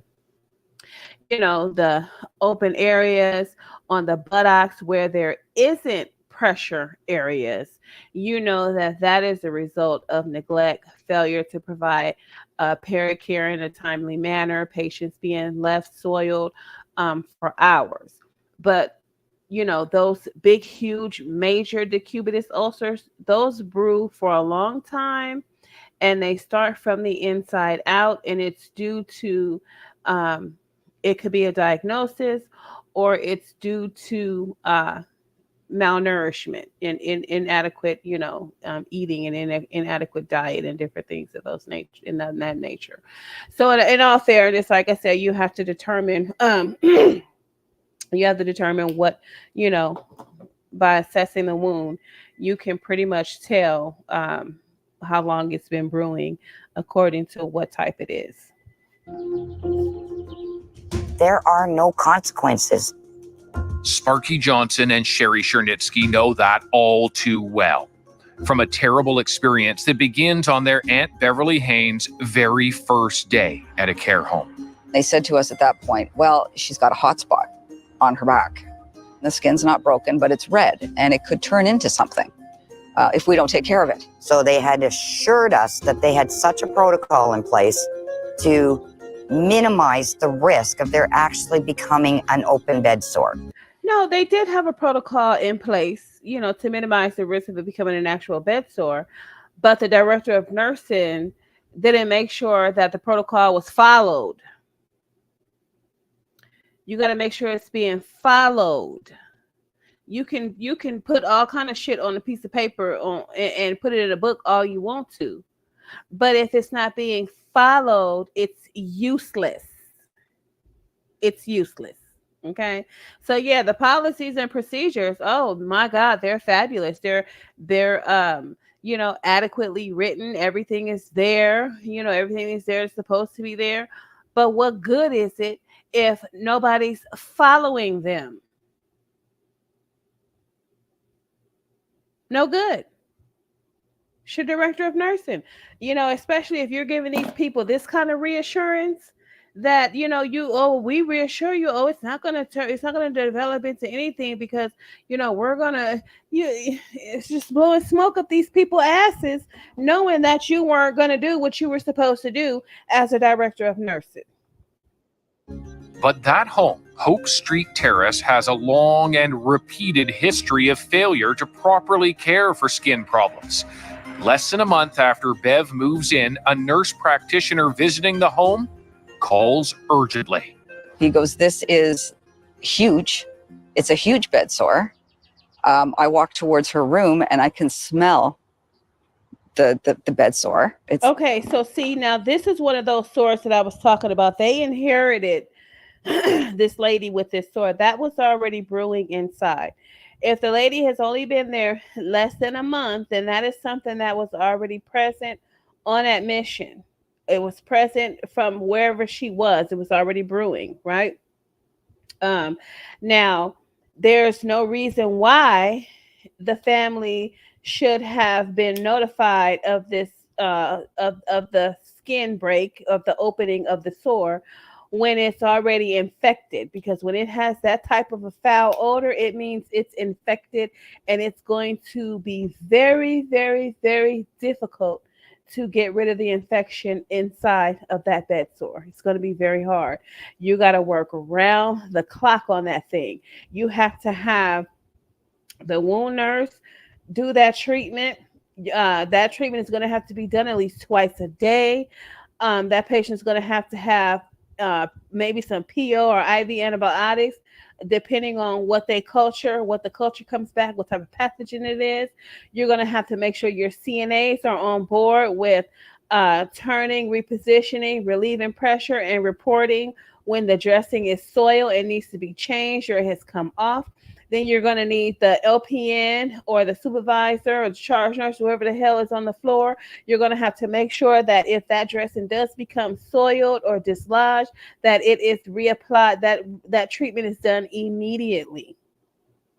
You're going to have to stay on top of that in order to clear that infection up and get that wound to getting better. You might have to put a wound vac on it to make sure that you keep that drainage coming out of there, you keep the area covered, you keep that good blood flow to the area with that suctioning and different things of that nature. That, oh man, it ain't time, it's no time to play with that. There's no time to play with that at all. So It's that bad. And he goes, it's down to the bone. And he said to me at that point that this is life-threatening. Sparky and Sherry are shocked and take action. Alarms are going off outside of resident rooms. Recording their visits. All of the alarms are sounding all over the place. Nobody is attending to any of the alarms. Sparky sees residents desperate. What have I done? look at this Foley catheter right here with no privacy bag. And these are people that this is not even their family member, and this patient's dignity and privacy has been infringed upon. Who does that? That means your DON, your nursing supervisor, your charge nurse, your LPN med nurse, and your CNA have all failed to ensure that this resident's dignity is protected. Heads should roll. Your director of nursing should be written up. Your supervisor should be written up. Your charge nurse should be written up. Your med nurse should be written up. And your CNA should be written up. And anybody else who went in that room and didn't ensure that that Foley bag was covered. And it looks like the patient got a daggone UTI. Look how thick that urine is. The patient looks septic. The patient looks septic. What the hell is going on in this facility? That's your DON. That's your DON. Look at that. Now I could be wrong, but it looks putrid. It looks putrid. It looks like tea with milk in it. It looks putrid. There's no way. It couldn't be me. It couldn't be me. Everybody needs to be written up. Seniors alone. Are you okay? No, I need help. No, it's coming. Oh, this pain is terrible. Bev is also in pain. Her bed sore worsening rapidly. These sores are common in long-term care. Staff should know how to treat them. But 6 weeks after she moves in, Bev dies. This is a criminal offense. When there is a crime, you go to the police. And that's just what they did. I went to the station to report neglect and abuse. An officer sat down with me for an hour. They show investigators photos of the enormous bed sore. These images are really difficult to look at. They are. Too graphic for us to show now. An infected, gaping wound on Bev's back. When you see them now, what do you think about? It's horrific. It is. It's criminal. It's how can this happen to a person? I can tell you're actually having trouble looking at it. It's criminal. But charging a home in Ontario would be precedent setting. The police have said to me, well, this has never been done before. And basically the police gave us a call and said, well, there's no case. A bitter disappointment. After years of inspectors' warnings, no repercussions. We asked Southbridge Care Homes, which owns Hope Street Terrace, for an interview. They refused due to resident privacy. but say their priority is the safety and well-being of their residents. They get written up with notices to change their behavior, how they'll do it better next time and time again. There is a lack of accountability happening. No, I think it's perfect. Well, the administrator needs to fire the DON, and he needs to get him a new DON and set some expectations and standards for her. Okay, so if he or she has standards and expectations for his director of nursing, then that means she should have herself or himself out on that floor and making sure everybody is in compliance. And that was the thing back in the day. I'm gonna tell you something. That was the thing back in the day. The administrators didn't play either. If that administrator pops up out his office and heads on down to the nursing station, you better not be sitting at that. You better not be sitting there. You better be on the floor doing some type of patient care, doing some rounds, answering some lights, saying hi to people, visiting. You better be doing something. But throughout the shift, you better not be sitting at that nursing station. You do your order and then you hit the road. You answer your phone call, then you hit the road. Even the director of nursing, nobody was to be in their offices except for the MDS nurses, except for the money makers of the facility. Those are the only ones that social workers should be out on the floor making her rounds, talking to her residents, resolving issues, looking for lost or stolen items. The DSD, she's supposed to be on the floor monitoring the CNAs and making sure that them corners of the beds are mitered, even though the comforters come mitered already, making sure that she don't smell no odors on the floor. I mean, they didn't play that shit back in the day.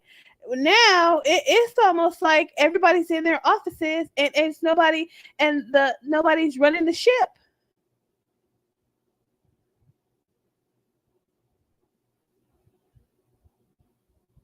Nursing did not used to be. I'm telling you, in the 90s, nursing was not like this.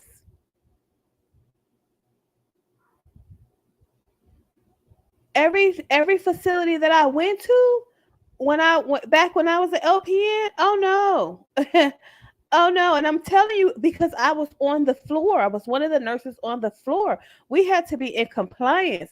We had to be doing what we were supposed to be doing.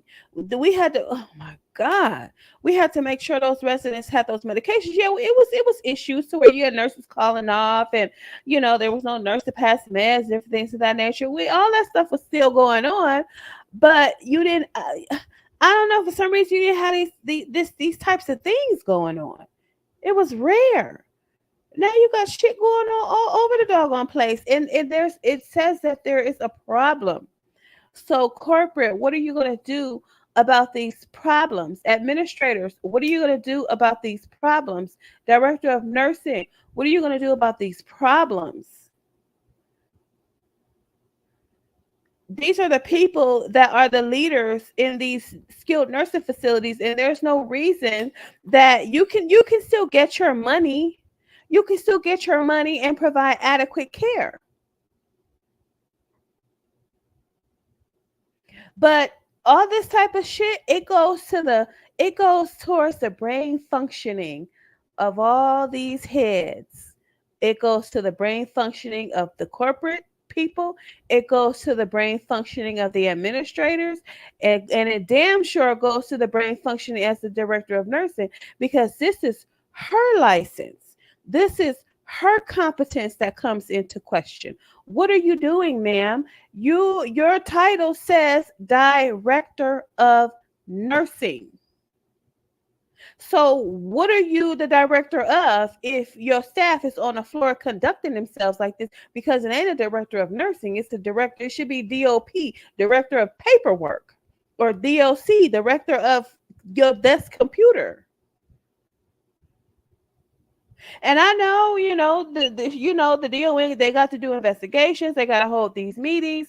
They got to, report to state, different things of that nature. But you got to find a balance You have to find a balance, ma'am, sir, DON, because you are the one that's supposed to be held accountable for this bullshit that's going on in these nursing facilities. That's why you get paid the big bucks. That's why you get paid more than all of the rest of the nurses, because your job is so taxing and you have so much that you're responsible for. So what are you doing? Collecting your check, getting your nails and your hair done, and being and coming to work in your cute little uniforms, or paying your house note and your car notes? What are you doing? Because it's not functioning around a facility. And yeah, your paperwork might be in order, but look at the crying out in on the floor. Look at how your nurses are in distress. Look at how your CNAs are in distress. Those two ladies that live stream that patient, that's just distress. Those two young ladies are in distress. They are in need of some guidance. They are in need of someone to set some standards and expectations for them and make them follow them. They're in distress. These CNAs that are abusing these patients, abuse begets abuse. These people are probably being abused at home. You want to be friends with every motherfucking body? Well, be a counselor and find out why these CNAs are lashing out at these patients like they are. Something is personally going wrong. So if you want to be everybody's friend and not write them up, then maybe you need to start being a counselor and listening to their issues and letting them air out to you. And then maybe they won't go in there and abuse these patients and be rough with these patients. A lot of times, CNAs are lashing out, and it be a good CNA. It be some good CNAs, and they do damn good work. They do damn good work. You can see how it is. They want to get the work done. Come on, lady, I want to change you. But they need some guidance and direction on how to deal with difficult patients, how to approach the patients, how to get the patients to comply, how to get the patients to agree to receive cares, how to come at the patient. Right? Sometimes it's cultural. Right? You got to be out there in the field with your staff, guiding and directing. Director of nursing. Say they need to change the title of that, because these are not director of nursing that's out here. I don't know what these people are, but they're not director of nursing. Not at all. Not at all whatsoever. Yep. Well, that's what she wanted, right? Sparky and Sherry are now searching for answers. Get her name added to the tree. Yeah. The plaque. As they grieve for Aunt Bev. She was very artistic. She loved being up north. She was a camper, incredible artist. So posh, yes. Yeah, dressed to the T. Even in the home, it was, I need to get my hair done. I need to get my nails done. Our people deserve to be cared for. In Bev's memory, they're still pursuing charges. We're calling for justice. Managed to get the case reopened. Stop killing our people. They're advocating for seniors. Who are you fighting for now? Everybody else. There's 600 and something homes in Ontario. This is just one. So, yes, our aunt is gone, but the fight is for other seniors. No family should have to go through this. But David is now. You're doing good. Just eat. You have to eat. Exactly. While he fights. You can look at how this patient is holding this food in her mouth. She needs a swallow eval. Has she had a swallow eval? What's going on? Maybe she needs a PEG tube. If she's not eating, what's going on? You can tell the way she's holding the food in her mouth. Something's wrong with her swallowing. For his mom, we asked Schlegel Villages, the chain that owns the home, for an interview. They decline. In a statement, they tell us all residents, including David's mom, are given proper dental care, that they treat for pests like bed bugs and work hard to keep residents safe. We love to see you smile. In the spring, with COVID raging, David is no longer allowed inside his mom's home. Eat your fruit. There you go. What that shit? Good. Can't help with her feeding, and is then told she's not eating, as residents around her become infected and die. Then David's phone rings. She's having some dementia. She looks like she's suffering from dementia. It was the doctor telling me that my mom's dying. I got on with the FaceTime, And as soon as I got on with the FaceTime with the coordinator of the floor, he panned the iPad. And when I looked, I didn't even recognize who the person was. It was my mother. She was just skin and bone. I screamed out to her and I said, "Mom, it's me, David. I'm there with her every single day. And I haven't seen my mom since before COVID." And I asked her at that point if she would just look up where you hear my voice. And she did. She opened her eyes and looked. And at that point, I don't know what possessed me to do it, but I screen captured it because I figured this is going to be the last time I'm going to get to see my mom. You can tell his mom was good to him. His mom was real good to him. Oh my goodness. Okay.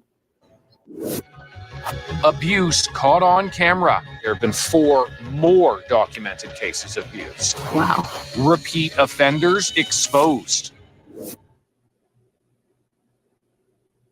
The following program may contain scenes that may be disturbing to some viewers. Viewer discretion is advised. This is your marketplace. When abuse and neglect is caught on camera at a long-term care home in Ontario, what are the consequences? Our analysis shows... Now, she's just mean. Now, she's just downright mean. You got some of these CNAs, they just mean. I mean, they can't help it. That is just them. They are just mean, and you're going to do what I say. But how dare you, CNAs, treat patients like that? But then you got a problem when I ask you to pass ice. You got a problem when I ask you to answer a call light. You got a problem when I tell you that your patient needs your help. Y'all in these rooms doing all this, but I can't tell y'all that y'all residents need your assistance. So this is the type of staff that I have to deal with, right? So while they smiling in the DON's face and they smiling in the administrator's face and they on the phone with corporate talking about Belinda did X, Y, and Z, look what they doing. This what they doing. This is why they aren't receptive to correction and instruction and guidance and education and in-service. Because look at how they are. Look at how their brains function. They want to abuse. They want to be abusers, but they don't want their behaviors corrected, right? So they're abusive. So they consider what I'm doing, oh, I'm abusive. I'm not abusive at all. I'm advocating for these patients. I'm here to make sure the work gets done. I'm not in these rooms doing this to these patients. These motherfuckers are. So you mean to tell me a nurse that's full of integrity, standards, morals, and values, you're going to pick them over me? Okay. Okay. They come a dime a dozen. Nurses like me, I come around once in a lifetime.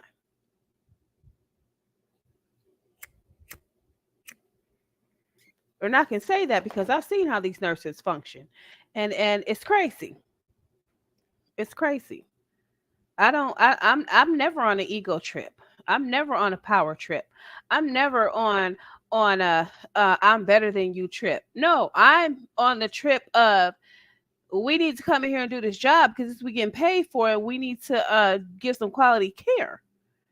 And we need to make these people that have taken care of us and paved the way for us, we need to give them a great existence, a good quality of life in their last days.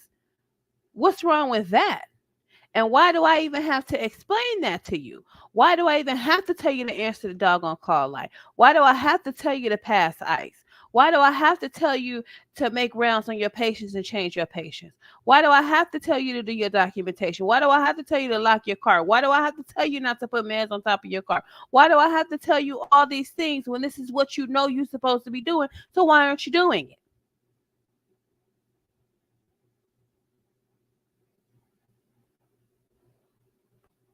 %85 of Ontario nursing homes have broken the law repeatedly, including this one.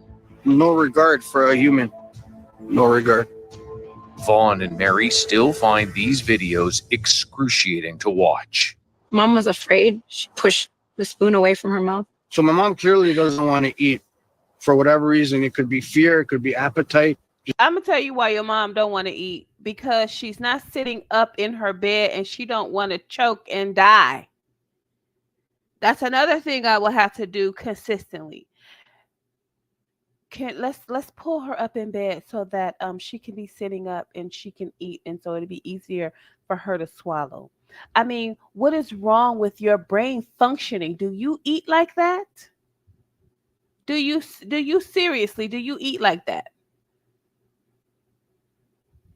There is an appropriate way the patient is supposed to be positioned for taking their medications and eating their meals, and it's not laying down in a doggone bed. The lady she's literally laying down. We would consider that laying down. She's in what, a semi-Fowler's position.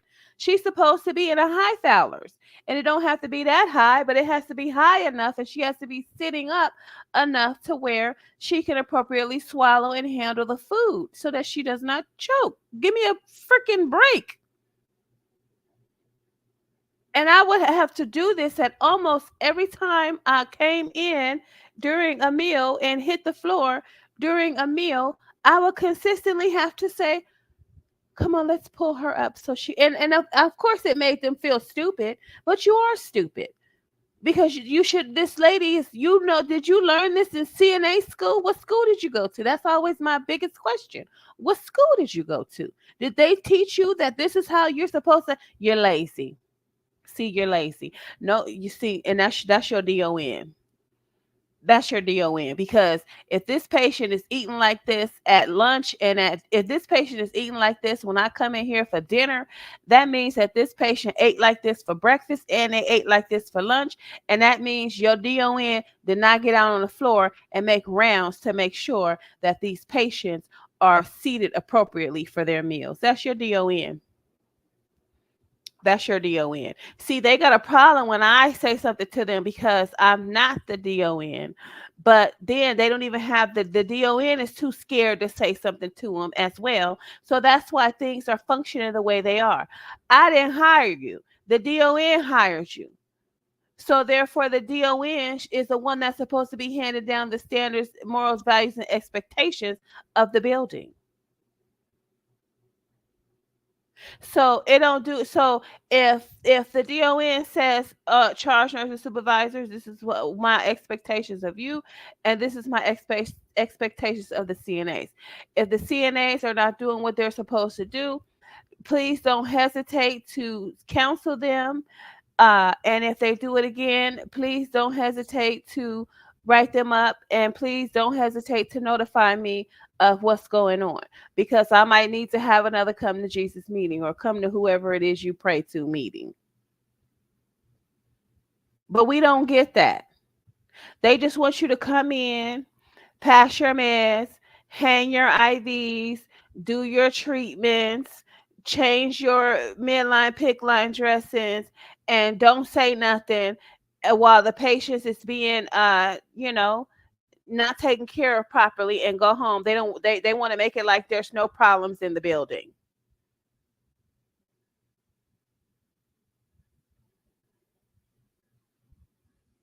Well, I'm sorry, you can't do that on my license. Why don't you come in here and be the supervisor, the charge nurse, the med nurse, and let them play with your license like that, ma'am, sir? Just aggressive force feeding. And now she goes to wipe my mom's face with the bed sheet. You couldn't believe what we saw. And so soon after Kostadinka had been living with them, surrounded by family where she was happiest.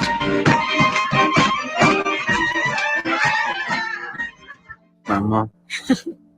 Huge heart. Very lovable woman. She never judged anybody. She always said, my door's always open.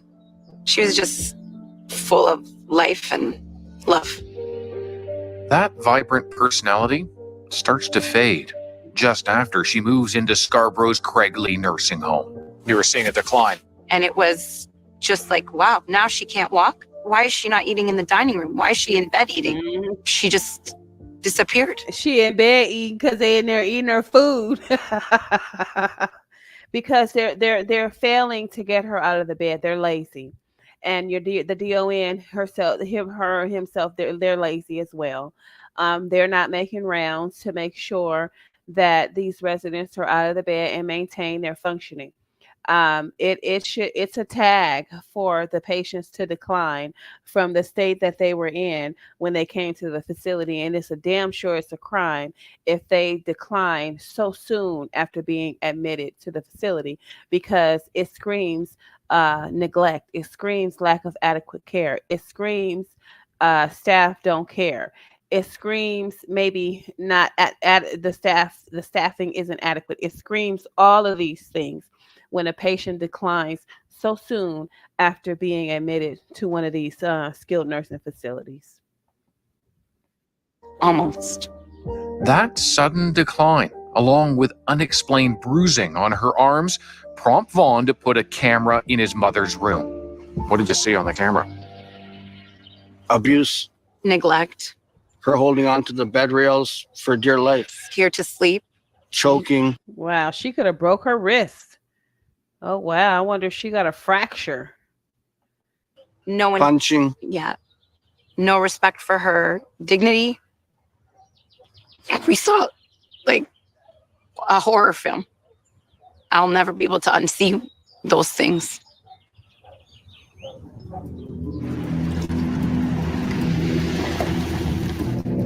What are the most serious problems that you would see as an inspector? Abuse, neglect. For more than 3 years, Rebecca DeWitt inspected long-term care homes, but now she's blowing the whistle. I've seen residents have their meal taken away from them, told to go and get it out of the rubbish bin, rough handling, derogatory speech, verbal abuse. And this is while staff know there's an inspector in the home. So what's happening when you're not there? Exactly. When inspectors are there, we've been there before too, hearing staff fears. There's never enough staff in any long-term. Resident worries as Now let me tell you about the staffing. Let me tell you about the staffing in these skilled nursing facilities. Okay. And it's not staffing, it's the way people are, right? It's the way people are. So you'll have adequate staffing, right? You can have 5 CNAs that's scheduled for the day, and you can even have a bath aide that's scheduled for the day. Let me tell you what staff will do. They will call their friend. This would be the day shift, right? This would be the day shift. You got 5 CNAs on the day shift, and you got a bath aide maybe. If it's a facility that has a bath aide, this is what the staff will do.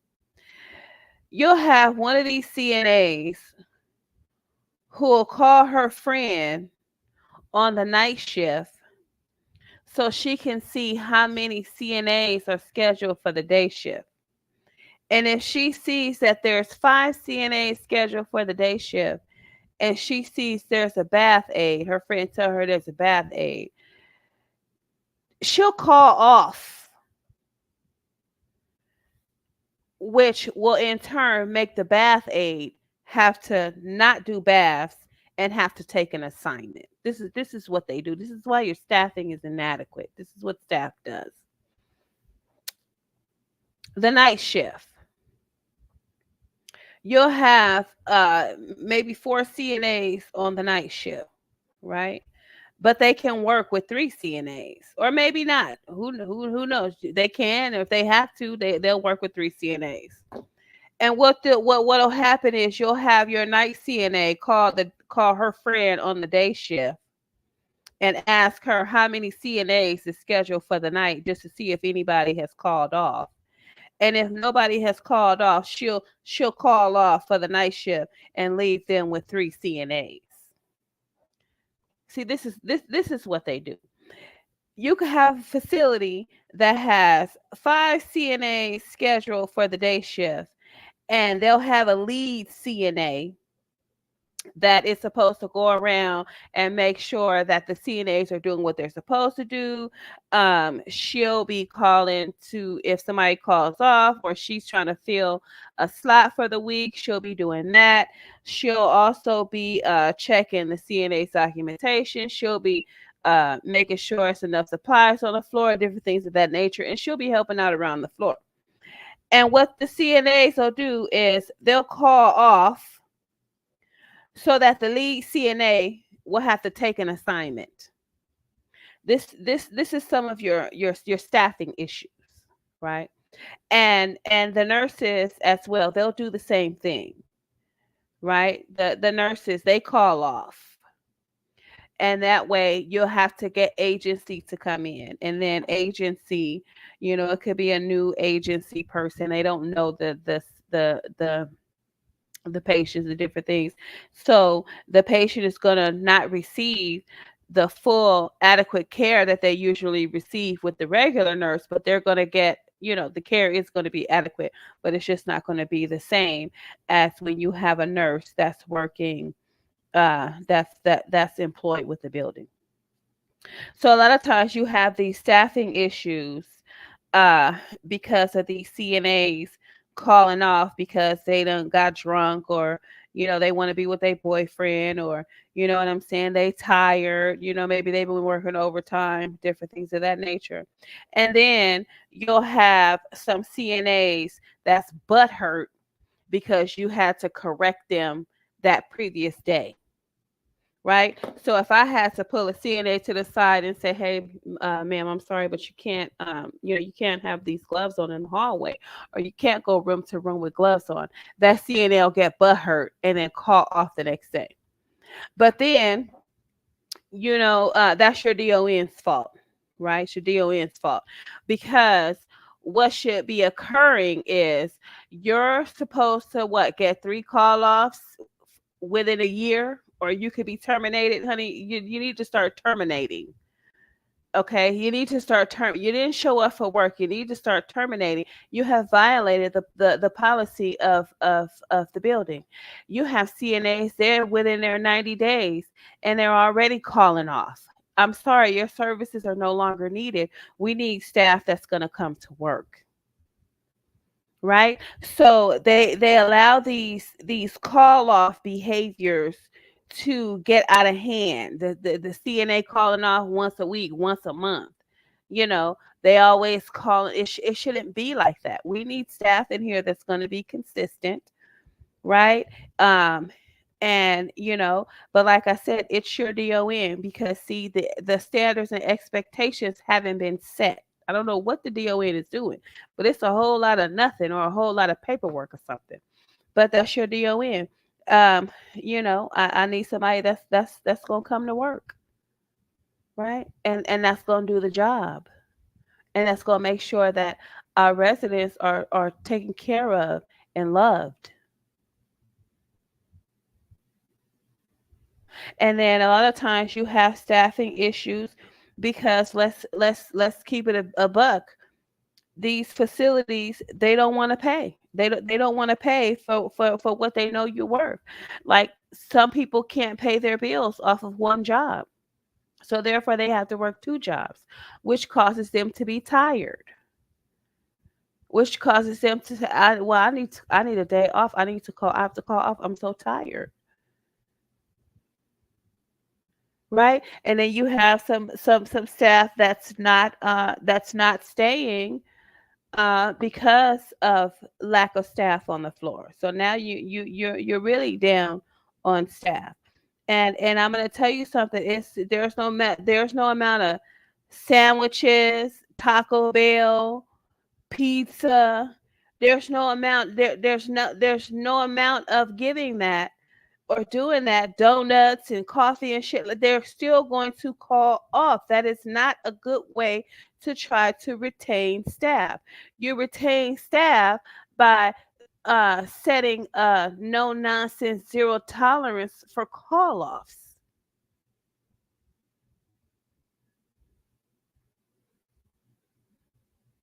Well, girl, honey, if you go work at that facility, you better not call off, because they're gonna fire you. Well, girl, don't go over there playing at that facility because they don't play. They come and they play in your face. They come and they play in everybody's face. They come to play.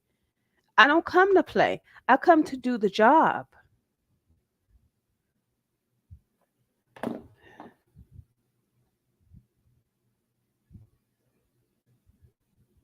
$30,000 violations have been recorded over 5 years. Oh, help me, help me, help me. Often the same problem repeated year after year. That's your DON. Same problem repeated year after year. There's no reasons why you should have a state inspection and get some tags and then get the same tags again the next year.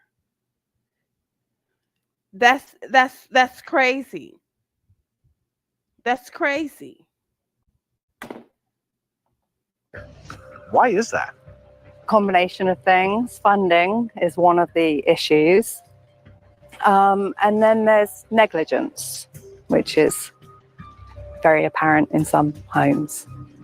Just 2 years before Vaughn's nanny cam was installed, inspectors had already repeatedly found Craig Lee staff abusing residents. Then inspectors went back in 2019 and watched Vaughn's footage. You reveal all of this, and their report is scathing. What did they find? They found everything. The way they handled mom, cold breakfast for lunch. It's way too much to name. They found there was not enough staff. They didn't do the criminal background checks. They were force feeding her very quickly, trying to get it all down so they can move on to the next. In 2015, inspectors discovered staff hadn't been properly trained on abuse policies. Same finding in 2017. Well, I mean, there is a such thing as being properly trained on abuse. I think I did it in one of my other lives. I had a conversation with a nurse about the actual meaning of neglect. So, I guess if you don't really know the definitions of each of the what they describe as neglect, then you will have CNAs and staff that are abusing residents and don't know it. However, let's not let that be an excuse, right?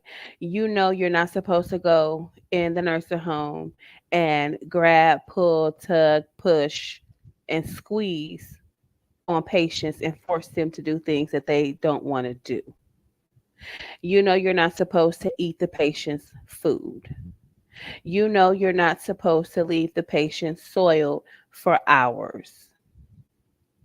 You know you're not supposed to videotape a patient and put it on social media.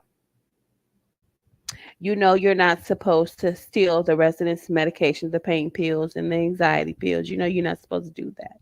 You know you're supposed to give the patient their medications versus not give them their medications.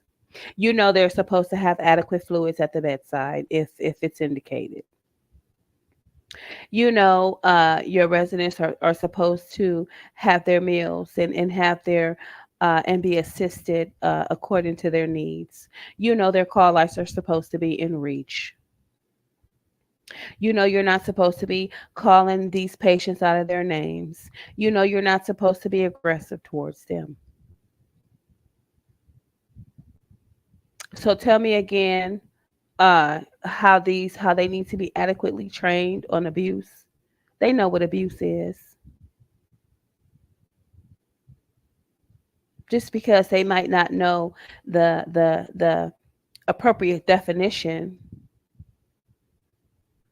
doesn't mean that they know that all the things that they're doing they're not supposed to be doing. It's abuse.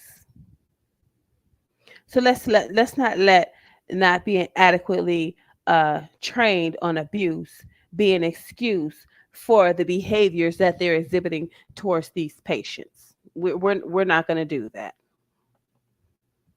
Again in 2019, even after Vaughn showed them his videos, inspectors still found the same problem in 2020. So this means to tell me that everything my mom endured is all for naught. In your time as an inspector, Did you ever go and lay charges against a home? No, Because? I didn't have the power. Do you feel like that you had the power to make a difference? No, no. It's why Rebecca steps away from the job. Not enough help and few repercussions. Do you feel the government failed your mother in not ensuring that the problems they knew were happening there? Well, in all fairness, with that inspector saying what she said and stepping away, I mean, sometimes it's what you have to do, because you can't be one man trying to fight a world battle, right? I mean, your one little phone call, it's not going to make a difference. Your one little report to state, it's not you you making a phone call for this one facility and having this one, it's not enough. It's not enough. And you have to know that, when it comes to you have to, I would say you have to pick your battles, right?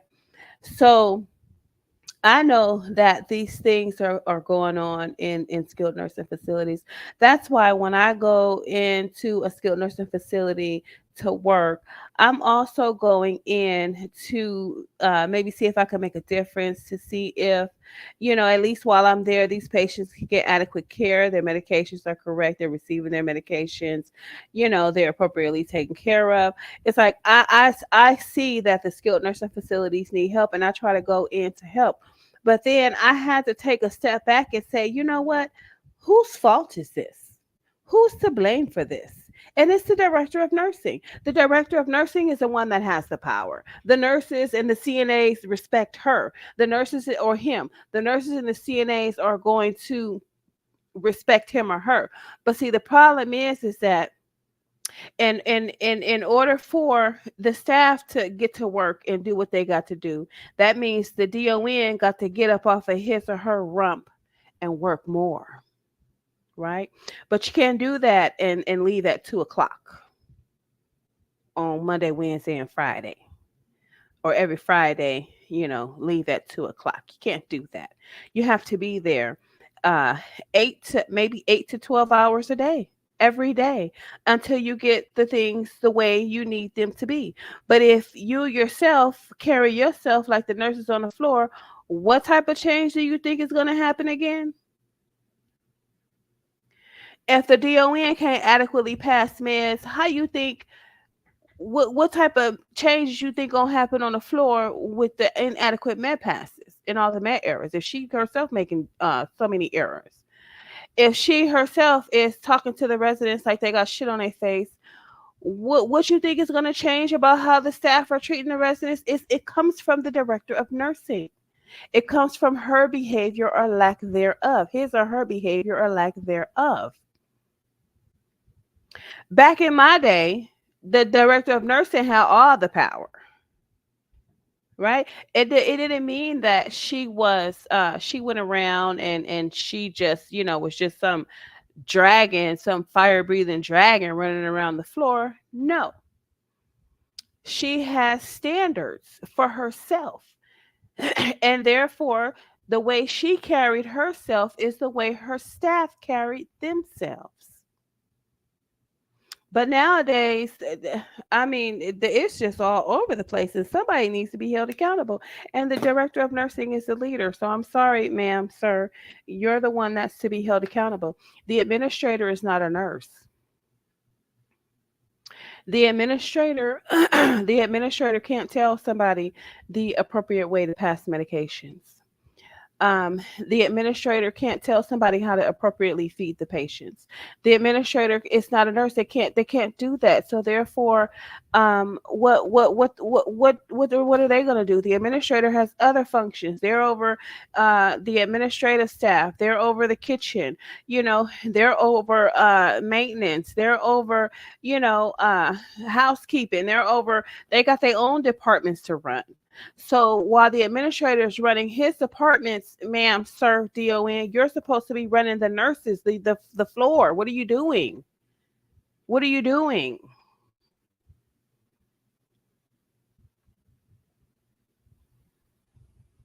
So it's like I noticed that everybody's afraid of staff going to corporate.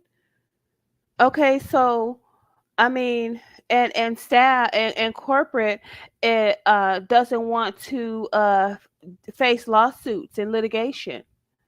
Okay, but it's all in according to how the DON functions. You know, is she holding her staff accountable? Does she have documented proof that she's holding her staff accountable, or is she out here on the floor trying to be everybody's friends? So I guess they would prefer to have patient complaints versus staff complaints. And the DON is afraid of the staff on the floor because they don't want staff to go complaining to corporate about them, because then corporate starts to say, oh well, something must be wrong with the director of nursing, we're getting so many complaints. No, there's nothing wrong with your director of nursing. She's doing her job, and people are offended because he or she is doing their job. So you should have people going to corporate, and then corporate should turn around and investigate that person that's calling corporate. Oh, okay, you're calling corporate. You said the DON did what? Okay, yes, we'll be sending someone down there to do an investigation. And you investigate the person that called corporate, because there's a reason they're calling. They don't want to be held accountable for their behaviors on the nursing unit. So when you come in and you do your investigation and you talk to your director of nursing, you say, hey, well, we got a call from this staff member that said you did X, Y, and Z. And the director of nursing is saying, well, I had to write that staff member up because they were going in and out of rooms taking vital signs with the same gloves on. So they were in violation of the policy, which said that anytime you put gloves on, and you need to take them off and wash your hands, and you should not be wearing gloves from patient to patient, room to room. So then corporate needs to go to that staff member that called them and came down and had them come down here for this bullshit complaint, and say, okay, well, the director of nursing said that you were going in and out of the rooms wearing gloves, and she had to correct you on that. As far as things stand now, we're going to have to suspend you pending an investigation. And now stop that fucking bullshit.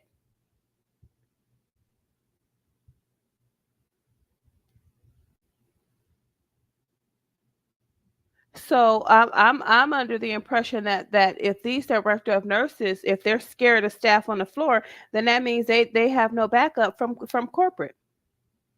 If the staff member goes over the administrator's head, but usually they do go over the administrator's head, because the DON and the administrator are supposed to be so close and be one head.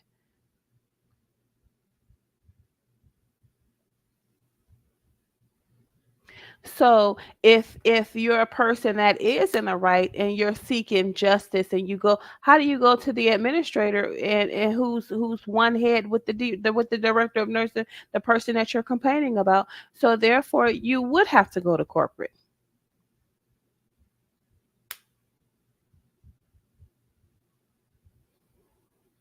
So it's like, who's holding these directors of nursing accountable for things that's going on the floor? Because see, a director of nursing shouldn't just be held accountable if she fails to report patient abuse to the state, or if she fails to report resident to resident abuse to the state, or if she fails to report a fall with a serious injury to the state. Who is holding these director of nursing accountable for the bullshit that's going on the floor? So, I mean, if like I said, if the DON doesn't have documented proof that she has educated and in-service her staff, and also has held a few people accountable for being out of compliance, then his or her butt is wide open, and you will have these frivolous complaints against you. So I mean, there's a way to handle everything, but it takes work, and nobody wants to work anymore. Everybody wants to get paid, and nobody wants to work.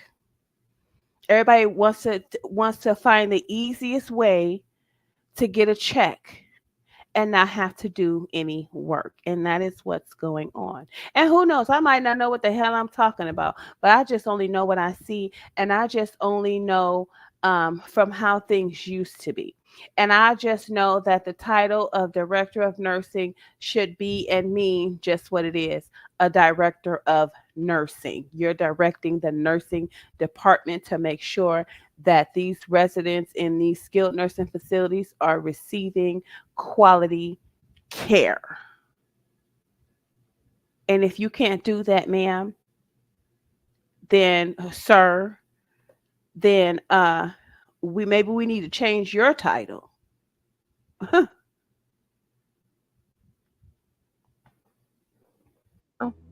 Were fixed before they came back again? 100%, in my opinion. 100%. It's disturbing. It's so disturbing. In their fight, Vaughn and Mary also go to police.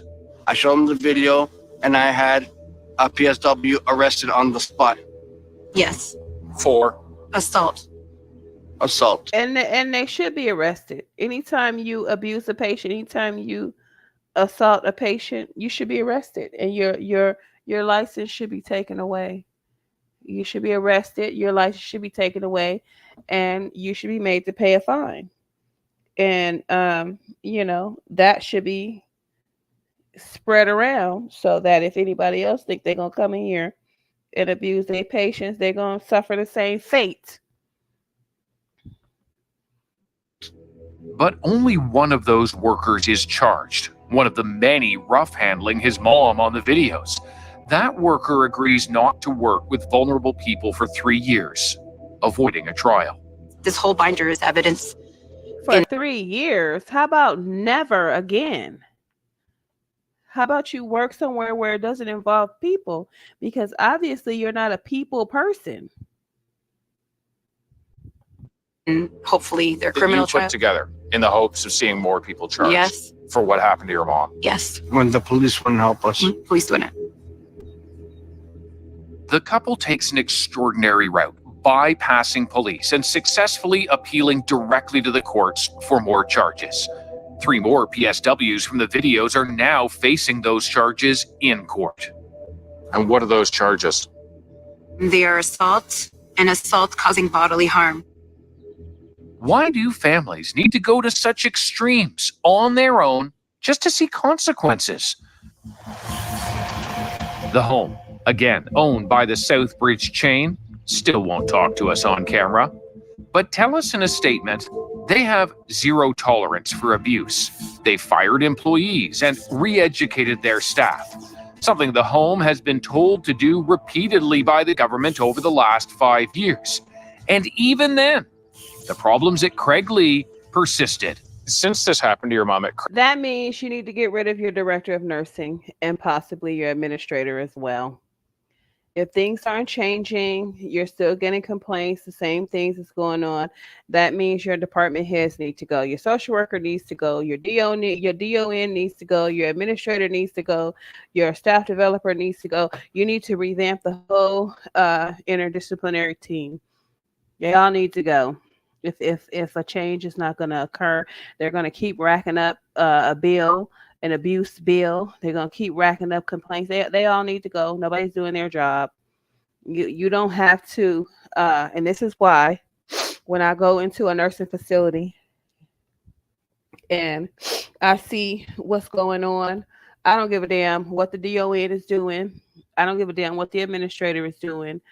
I can function independently. I know what's supposed to be going on, and I'm going to at least have some type of documented proof that I was working on the issue. Otherwise, hey, here's my documented proof. Where's yours? Where's yours? So, in these in services, these required in services that they're having, this is all they do in these facilities. They only do the in services that are required. No, you're supposed to be in servicing on every freaking thing you see wrong in that building. Every freaking thing. The damn privacy bag for the catheter is not there. I don't give a damn if you did an in service on it last month. Do another in service on it this month, and if it happens again within the next month, whoever write all the staff up that had something to do with that patient that day. That means the supervisor, the charge nurse, the med nurse, and the CNA. Write them all up. We just had an in service on a privacy bag for the Foley catheters. You guys are not in compliance with the in service. You're not in compliance with the policy of this facility. You have neglected to uphold the dignity and respect of this patient. You're all being written up, all of you. And go ahead and call off. We'll get agency in here. And then we'll start looking for some staff to fill your spots. How about that?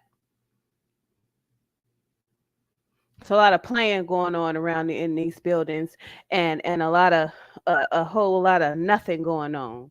Like I said, you can come to work. We can have a party every day, a powwow. We can have a bonfire out on a balcony, patio, or whatever. But as long as these residents are receiving quality care and we're doing what we're supposed to be doing in this building, you can talk on the phone for 6 hours if you want to. As long as you ain't got no call lights on, all your patients got ice water, everybody's clean, dry, and free and odor. Call lights are within reach. Privacy bags are present. They've had their medications. They've had their meals. Their teeth are brushed. They don't have food in their clothes, and all these that we can have. We can have a jolly good time in this place. But as long as these patients are receiving quality care, we can snack at the desk. We can eat, do whatever. Even though it's violating infection control, oh well, we'll clean the food up. It's just food. But these residents in these rooms, we need to be providing adequate quality care. If that's not happening, we ain't having no bonfires, we ain't having no bar mitzvahs, we not having no we not having no R&B night, we not having hip hop night, we not having rap night, we not having social media night, we not having phone call, we ain't having none of that. If these patients are not being taken care of, if we can't balance the two, fun and work while we here, then we just gonna work. Ain't gonna be no fun.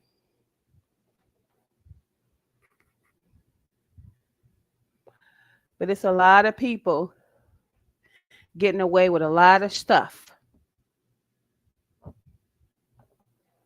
Craig Lee, there have been 4 more documented cases of abuse. Since? After Financial abuse, emotional abuse, and physical abuse.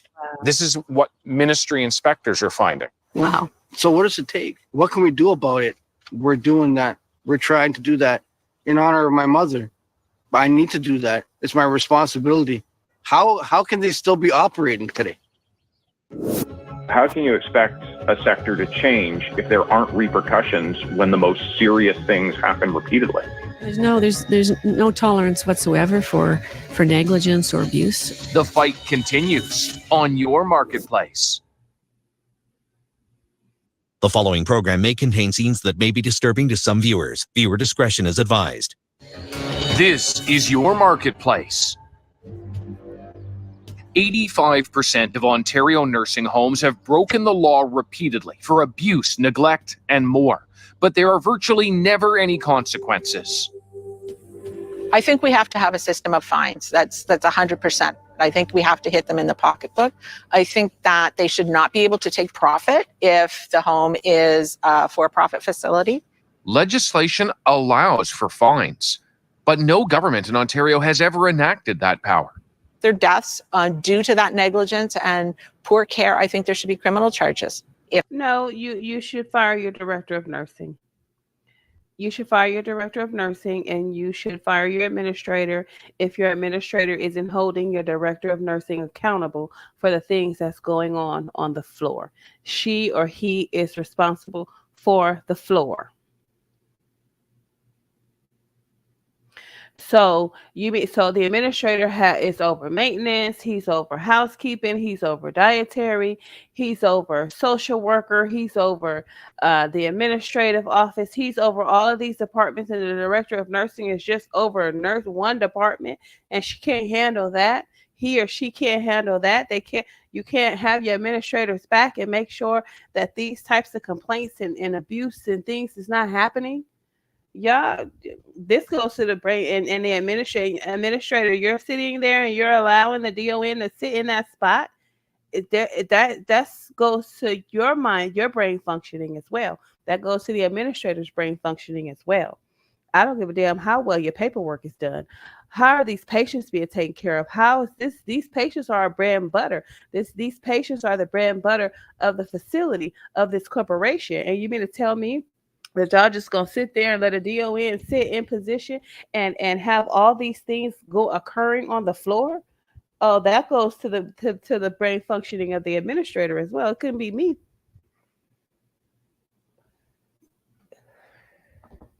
31 weeks and no skin assessments done? No, ma'am, no, sir. If the home is not able to provide safe care, they shouldn't be in business. For weeks, we've been asking for an interview with Ontario's Ministry of Long-Term Care, but they refuse. David Common at CBC. So we call into a news conference to directly ask the minister, Marilee Fullerton. I wonder if this government feels it's actually enforcing the law if it's being broken repeatedly over and over again, and there aren't consequences as a result. If there's negligence in a home, that has a proper legal process to follow. In terms of the inspections, often, there's a list that the inspectors go through to assess. Those things can even be in terms of, was the menu the way it was supposed to be? Okay, well then that means the state inspectors need to revamp or add to their list of things. Okay. I'm going to tell you another problem in skilled nursing. They have inspections yearly, right? And the facility doesn't year around ensure that staff is following state and federal guidelines or the policies of the facility until the last minute. It can be like a month before their state is due, and they're like, okay, we got to hurry up and we got to fix this, we got to hurry up and we got to fix that, and we got no, sir, ma'am, y'all were supposed to be doing this all year around. As a matter of fact, y'all were supposed to be working diligently on your previous inspection report. Y'all supposed to be working on that all that next year and looking for and fixing things throughout the entire year and making sure things are in its place at all times and not just when you're expecting state. See, this is what happens. The staff is allowed to conduct and carry themselves any old kind of way they want to. And then when it's a month before state, now you expect everybody to throw all those bad behaviors out the door and start acting right. Some of them can do it. Some of them can do it. And you know why? Because they know that throughout that entire year, they haven't been doing what they were supposed to be doing, but they know what they were supposed to be doing and they know what they're supposed to do. And so they'll wait till the last minute. And then when state comes in the building, now it's, oh, we're going to be so nice and sweet to the patient. Everybody's going to be up and well dressed, clean, dry, and free of odor. There's not going to be any odors in the facility. We're all going to be smiling and passing our medications on time. We're going to be, calling in changing conditions. We're going to be doing this. Everything is going to be, oh, peachy cream when state gets here. But then all throughout the year, you got all these complaints, all these falls, all these broken bones, all this neglect, all this weight loss, all these the cubes and all this. And then at the a month before state, now you want to try to cover yourself and make up excuses for why all this shit has happened all throughout the year.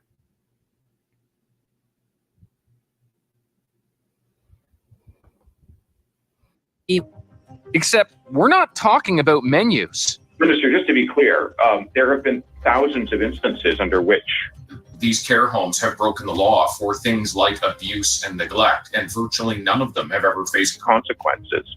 So how can you expect a sector to change if there aren't repercussions when the most serious things happen repeatedly? There's no tolerance whatsoever for negligence or abuse. Let me be absolutely clear about that.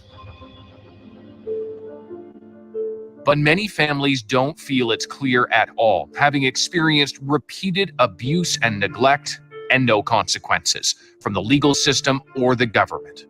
They feel alone. When David Witta's mom, Thelma, makes it to hospital, at last, he's able to see her. Hey, Mom. I did go over to her and I did hold her hand. She grabbed on and squeezed so tight. My mom has a lot of strength. She's strong. She's doing better here. She's pretty. So is David, convinced the system has failed for years to fix its problems. I love you very much. I'm proud of you. You're doing great. For a devoted son faced with many unanswered questions, there is now also total clarity. When your mother is well enough to leave hospital, will she go back to the same long-term care home? No, absolutely not. I made my mind up quite a while ago. My mom is not a cat. She doesn't have 9 lives. She's already 3 times she's been on death's door, and she's endured. She's fought her way through that. There's no way I could do that again. Oh, sure. That's beautiful. Okay, so I think I got a couple more that I wanted to go through. I think this was the one. Let me make sure this is the one I wanted. Let me see. I don't want that one. That was just unnecessary. So let me see. Is this the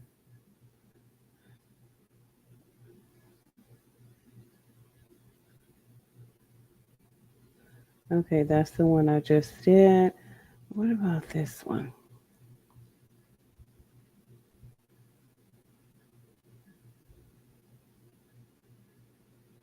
Oh no, where was that other one that I had?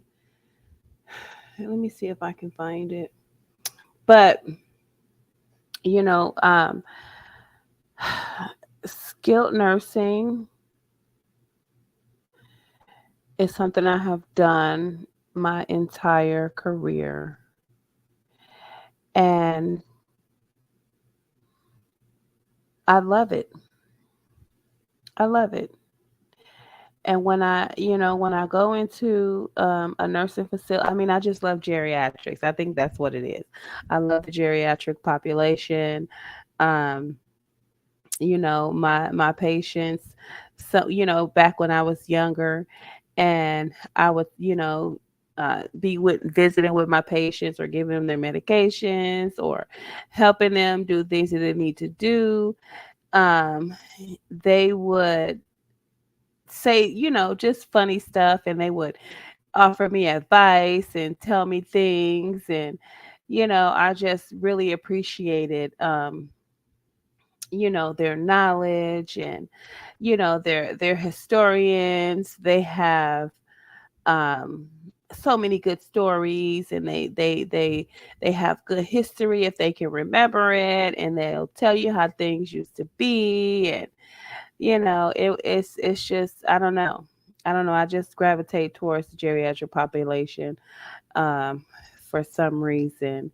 And I just you know that's why when I come in, I always come in to try to help. I always come in to try to make things better. I always come in, to um show the integrity, show the standards.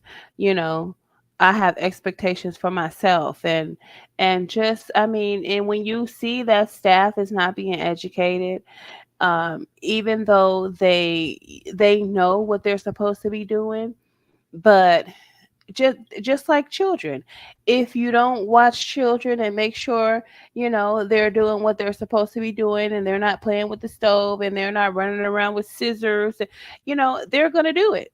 They're going to do it. So somebody has to be there to provide that oversight, to educate, to make sure that people learn about integrity and get some, and take it with them wherever they go.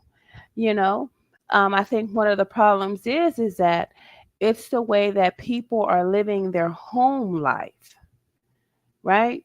You can't bring your home life into your work life.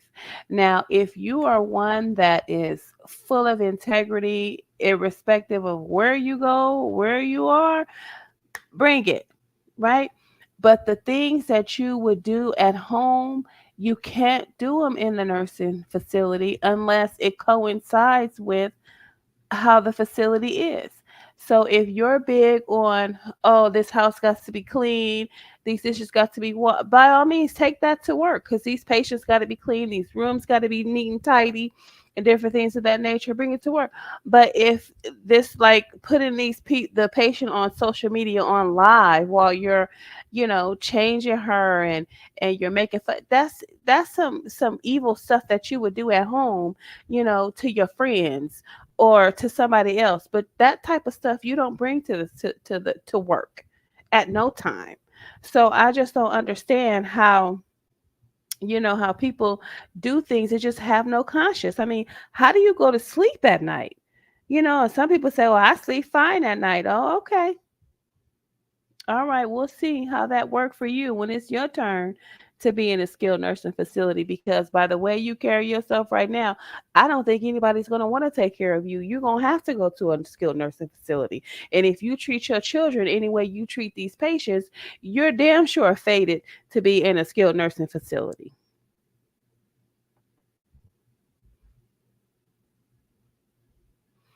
All right, I got this one. I think this one, yeah. Mm.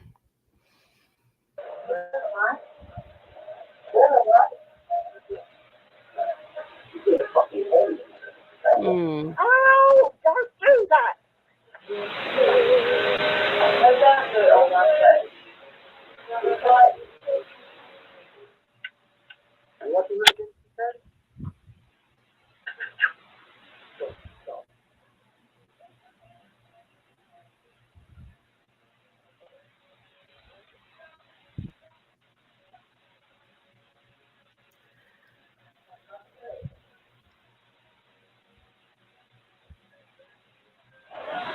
I'm doing it myself. Mm. I'm doing it, Mom. No. We're not sending it. We're not doing it. You ready? Yes. Come on, not with me. I'm hanging up. Mm. I'm on the floor. I'm on the floor. I'm on the floor. Sit on the floor. It's a word. Look at that. That's just unnecessary. That's just unnecessary. Oh my God.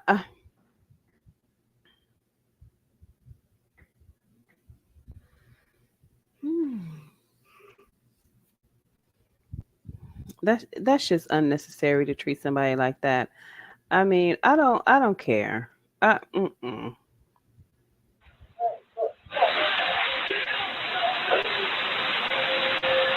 Oh, that hurt me.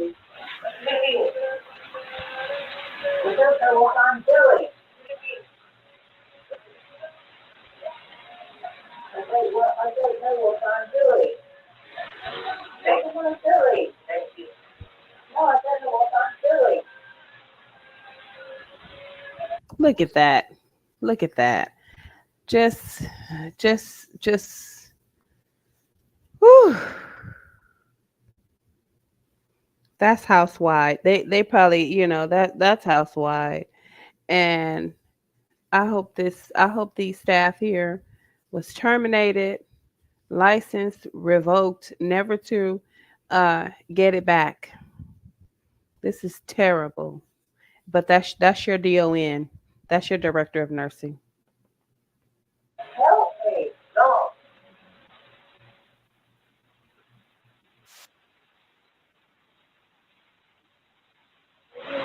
Who are you? Who are you? Who are you? A doctor on my side.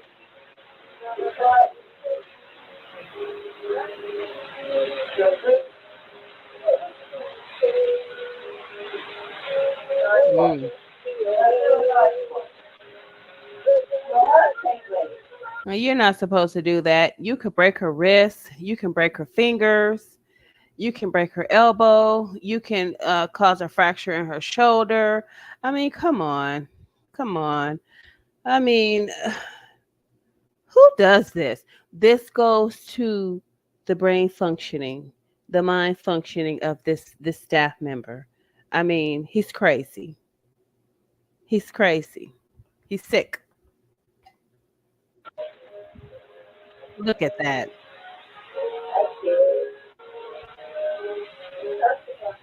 Mm.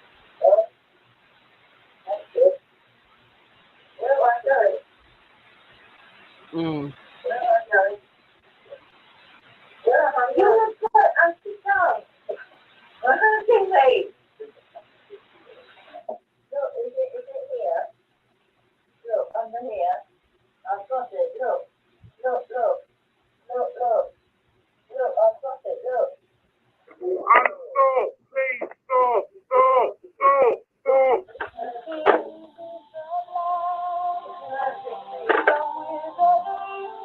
Mm.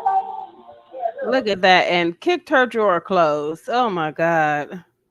Turned up. Oh, this is 9:34 a.m.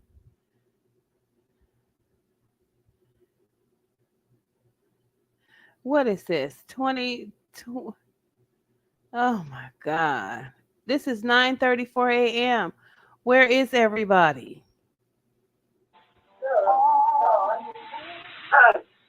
I'm putting way down there. I'll go back to sleep. Go back to bed. Go down there to do it. No, go back to bed. You find out.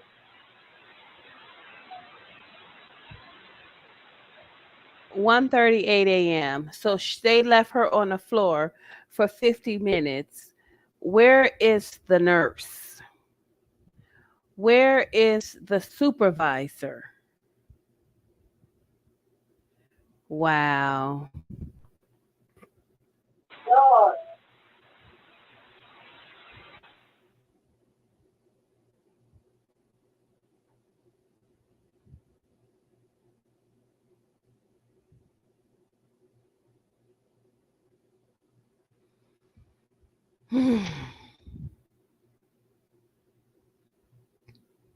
So the company dismissed one of the workers and two others resigned when confronted with their conduct. A fourth remains employed after retraining. The company apologized to Ann King and her family for actions committed by rogue individuals. No, the supervisor should have been terminated. The med nurse should have been terminated. And all the CNAs who went in that room and did what they did should have been terminated, and they all should have been turned into the State Board of Nursing. Zero tolerance. They're turning. Let me show y'all. Let me I'm gonna stop sharing this. This was the last video. But I'm gonna show y'all what they turning nurses to the State Board of Nursing for. You got all this shit going on, but let me show y'all what they turning nurses in to the State Board of Nursing for.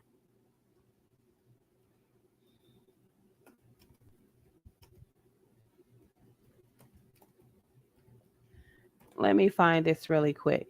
I mean, you would think you'd be seeing left and right license revoked, patient abuse, license revoked for, patient neglect, license revoked for this and that, license revoked for, uh, patient got injured. None of that. Let me show y'all really quick. Let me see. Hold on. Give me a minute. Let me find this.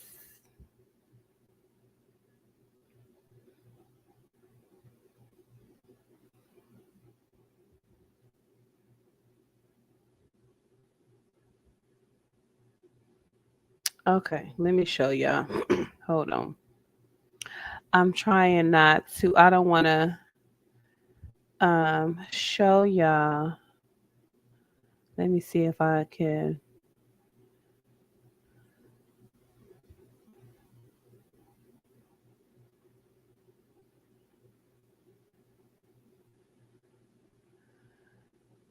I hate that it got the nurses' names down here, but I just want to um show y'all what they actually turn the nurses in for. When I mean I would think, you know, no, not that one. Is this it? Yeah, this is it. So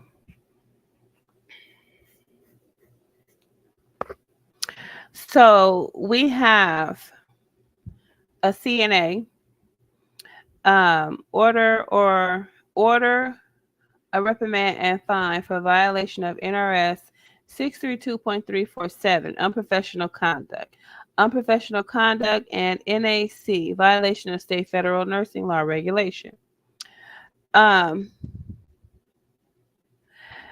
well, here's one.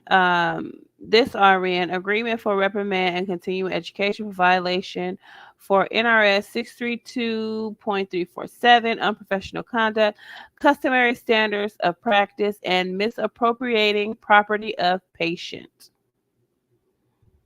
Okay. Here's one. This was an RN, agreement for reprimand and continuing education for violation of NRS 632.347. And this is public knowledge. Anybody can go to a state board of nursing website and look this up. This is public. So this one, unprofessional conduct, customary standards of practice causing harm to patient or family of patient, and medication error. And this is 2024, by the way.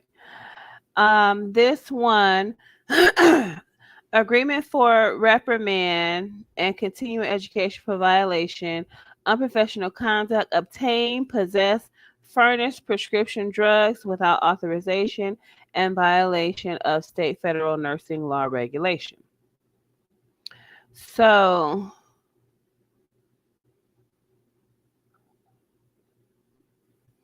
oh wow, this one, deny the RN and APRN license for violation of NRS 632.347, criminal conviction and action in another state.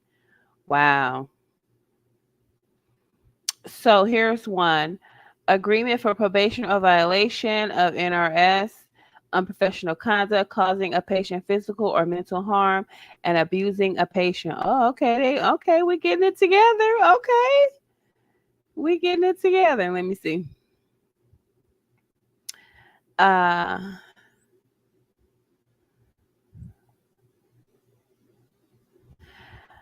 Probation for a violation of NRS, unprofessional conduct, when respondent perform acts beyond scope of practice of nursing, obtaining, possessing, furnishing, or administering prescription drugs to any person except as directed by a person authorized by law to prescribe drugs, and causing a patient or the family of the patient physical, mental, or emotional harm. So this must mean that um, they probably gave medications to a patient and the patient didn't have an order for that medication. So this is sometimes what nurses will do. They'll give a Tylenol, but there's no order. They'll give some, some type of medication, and that the patient, they'll cough syrup, and they didn't get an order for the patient. Any type of drug that you're giving to a patient without an order is considered prescribing, right? It's considered prescribing, so it's out of the nurse's scope of practice, and we're not supposed to do that.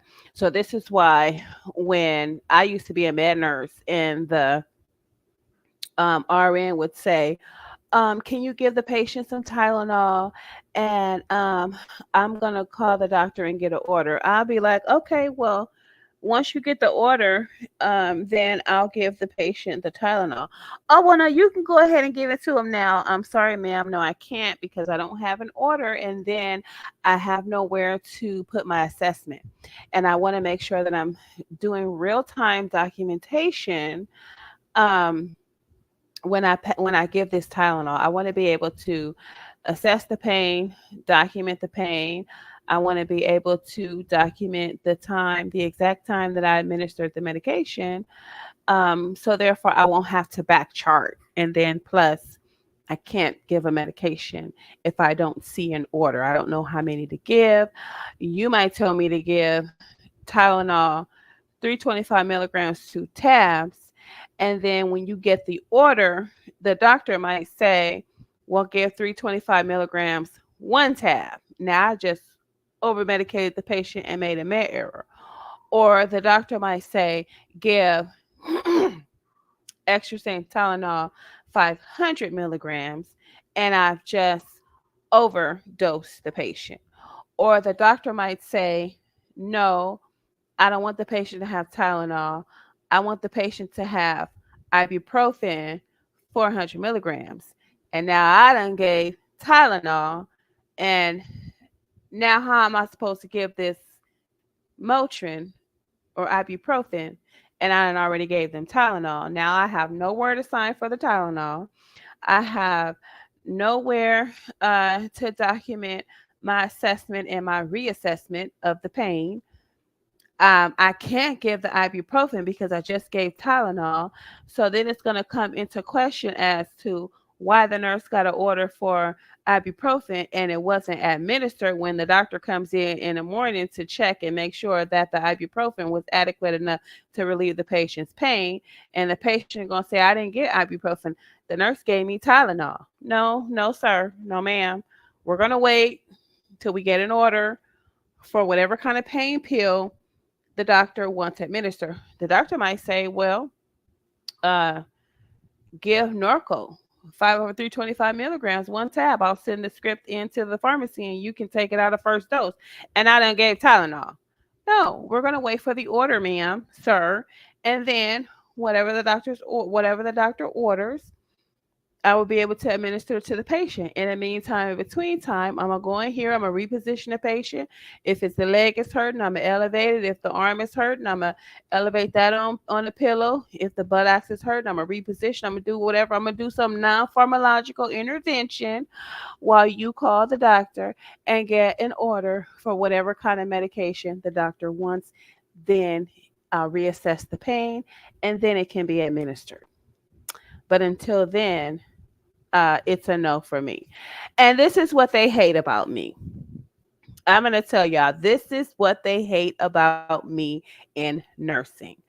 I will not bend on my nursing standards, right? I don't even care if it's me that is going to have to call the doctor and get some form of pain medication. I will not administer any medications if I do not have an order, right? I had to learn that. I had to learn that. And then sometimes I had to learn that according to other people's errors. And I'd be like, see, I told you. I tell I hear it. And see, that's why they hate me too.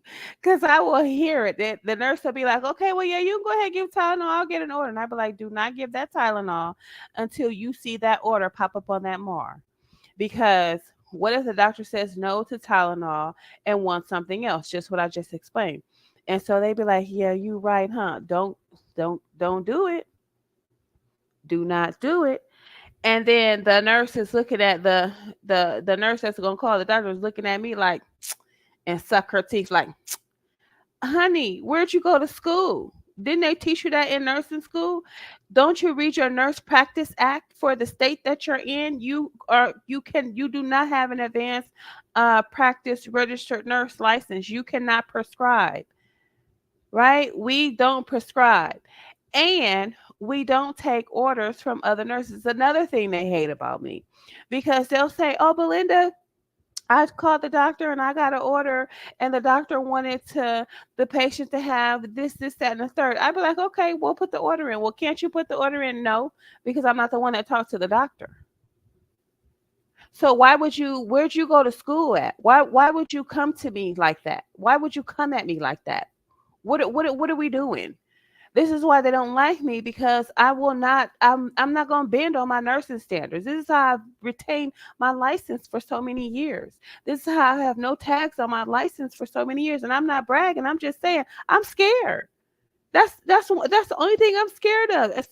Listen, no, I'm scared of killing somebody, and I'm scared of having my license tagged, revoked, restricted, whatever.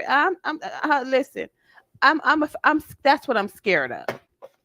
Cause it's not gonna be me. It's not gonna be me. See, it don't become an issue until it becomes an issue, right? So no, I'm sorry. I don't take orders from nurses unless you're a nurse practitioner. I only take orders from doctors and nurse practitioners. Everybody else, you do what you're gonna do. That's your license, right? So agreement for probation violation, unprofessional conduct, performing acts beyond the scope of the practice of nursing, and failing to document properly the administration of a controlled substance. See, that's what I be telling them.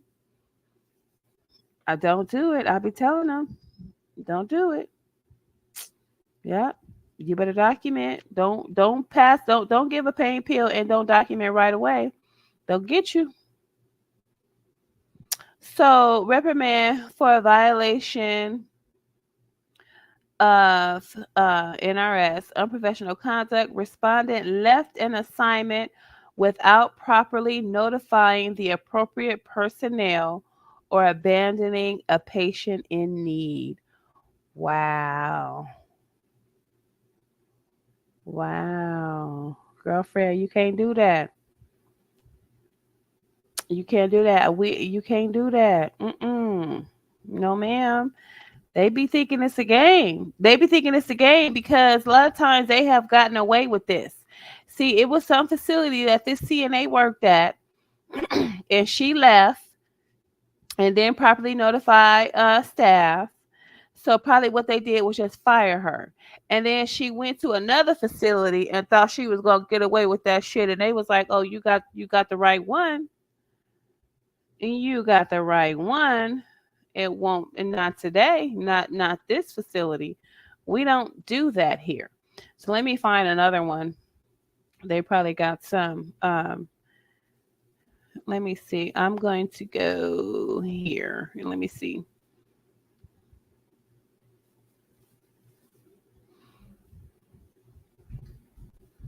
Okay, so I be telling them this too. I be telling them. I be telling them.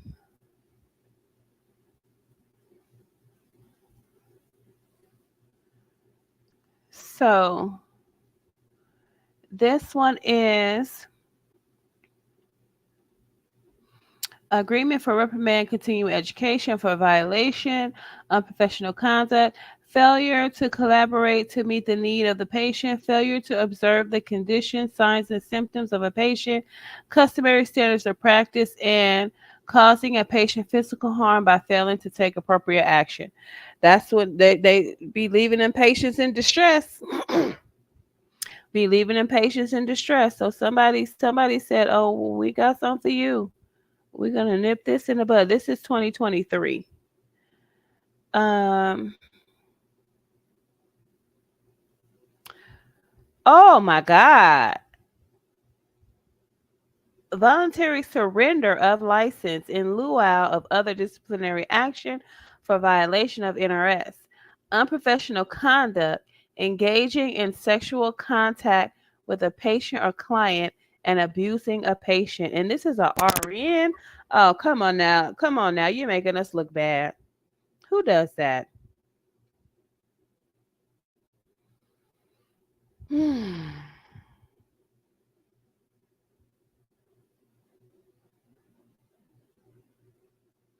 Okay, revocation for violation of NRS, unprofessional conduct, guilty of any offense involving moral turpitude and or related to the qualifications, function, or duties of a licensee, in which case the record of conviction is conclusive evidence thereof. Wow. Wow. Oh my God. See, I read these. That's how I know this is here. I read these and I be like, Lord Jesus Christ. I'd be like, Lord, help me. You know what I'm saying? And this is why I won't let the things occur on the unit. This is why I say, I don't listen, it might get me fired, but you know what? I at least did tell you the right thing to do. If you didn't like the way I said it, hey, maybe I could have said it in the wrong way, but hey, at least I said something. At least I didn't just sit there and look like a buffoon and bask in your buffoonery. No, we're not gonna do that.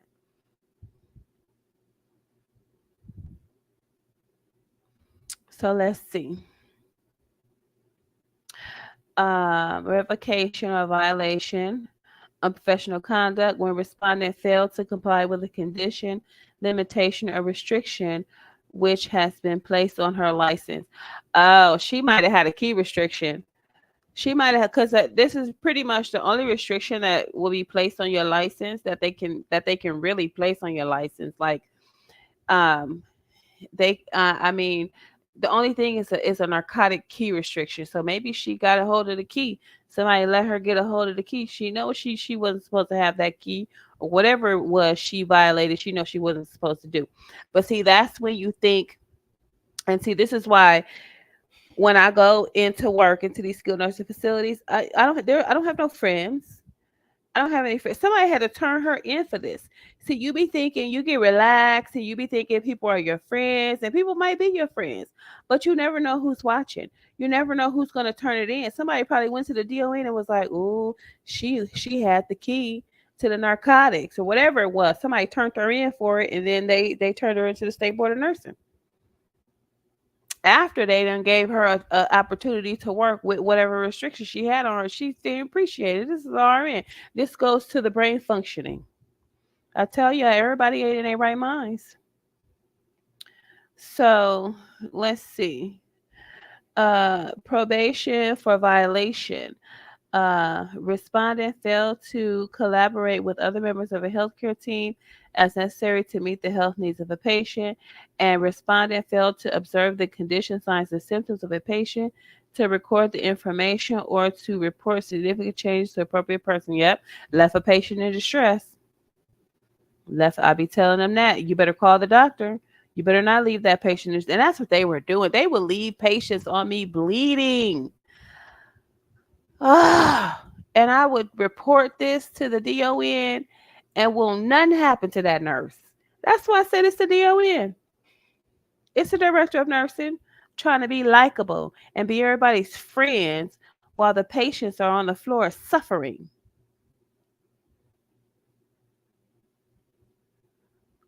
Hmm.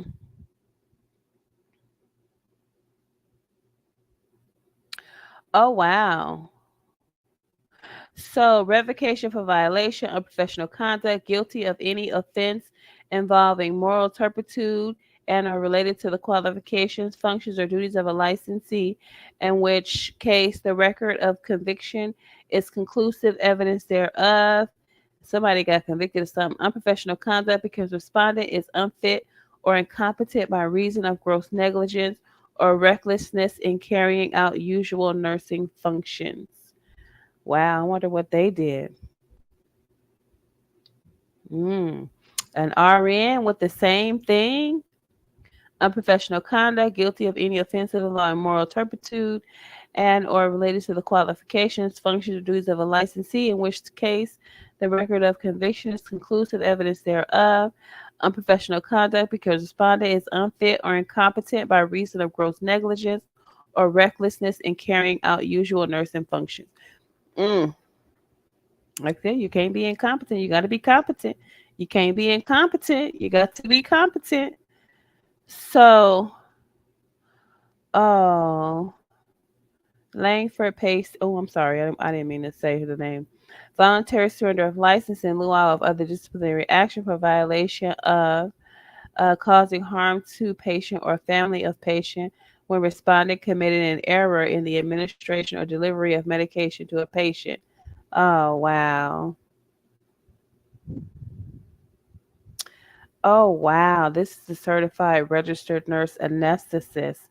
Oh, I wanted to be a nurse anesthetist, but then I was like, nurse anesthesiologist. Well, whatever. I call it nurse anesthetist. It's called that too. Um, oh, yeah. This ain't no game. This ain't no game. And it's like, when you review these disciplinary actions, it puts you in a state of mind to say, hey, I need to and I better do and I will do what I'm supposed to do at all times, because these disciplinary actions right here is living proof that if the state board of nursing gets a hold of your ass, they're not playing with you. So it's like you play, have your fun and games, do what you want to do, neglect your patients, steal their medication, don't give them their medications, give them narcotics without documenting, thinking all you got to do is just sign on the narcotic sheet and you ain't got to do no assessment and reassessment and all these types of things. Keep playing. Let state board of nursing get hold of your ass. They be like, okay, go ahead, play. Go ahead, play. You gonna run into one of these DONs or one of these nurses that's going to have some proof on your ass and turn you in, right? And here's the thing. You got to set some standards for yourself. And you don't, if you go into a facility and no standards are set, so what? Set your own. Make sure you have some for yourself. And this is how you carry yourself, because you cannot control anybody else's behavior. You can only control your own. So you can, in service, you can educate and you can write up all day long. But if those things do not correct that person's behavior, if that person is not willing to correct and change their behavior, there's nothing you can do. You've already behaved in a way to influence them to change their behavior. But ultimately, the change in behavior has to come from that person. You can't make them change. You can only in service, educate, and write up to bring it to their attention that they need to change. And if they don't want to, well, okay, then that's on them.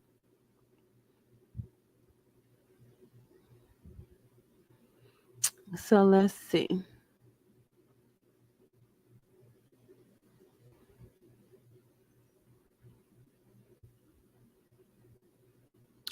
Ooh, how?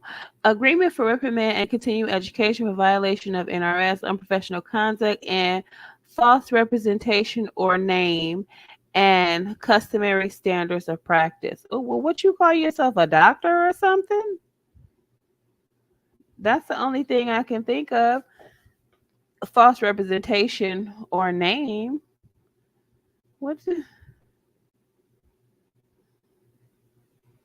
Mm. Okay, let me find another one. This is pretty interesting. This is pretty, but like I said, look at these things because, honey, they matter. It's real. It's real. Oh my God. Okay, let me share this one. Yeah, this is real. This is real. Like I said, let's stay board and nurse and get hold of yourself. And wait a minute, hold on. Let me close one of these because I think I went over this one already. So I'm gonna close that one. Yeah, this is the one I want. Yep, let the state board of nursing get hold of you. Okay. So agreement for probation or violation of professional conduct, patient abandonment. Wow. Wow. Oh my God. Agreement for reprimand and continuing education for violation of unprofessional conduct, furnishing drugs except as a person authorized by law to prescribe drugs. Furnishing drugs except as a person authorized, huh, to prescribe drugs.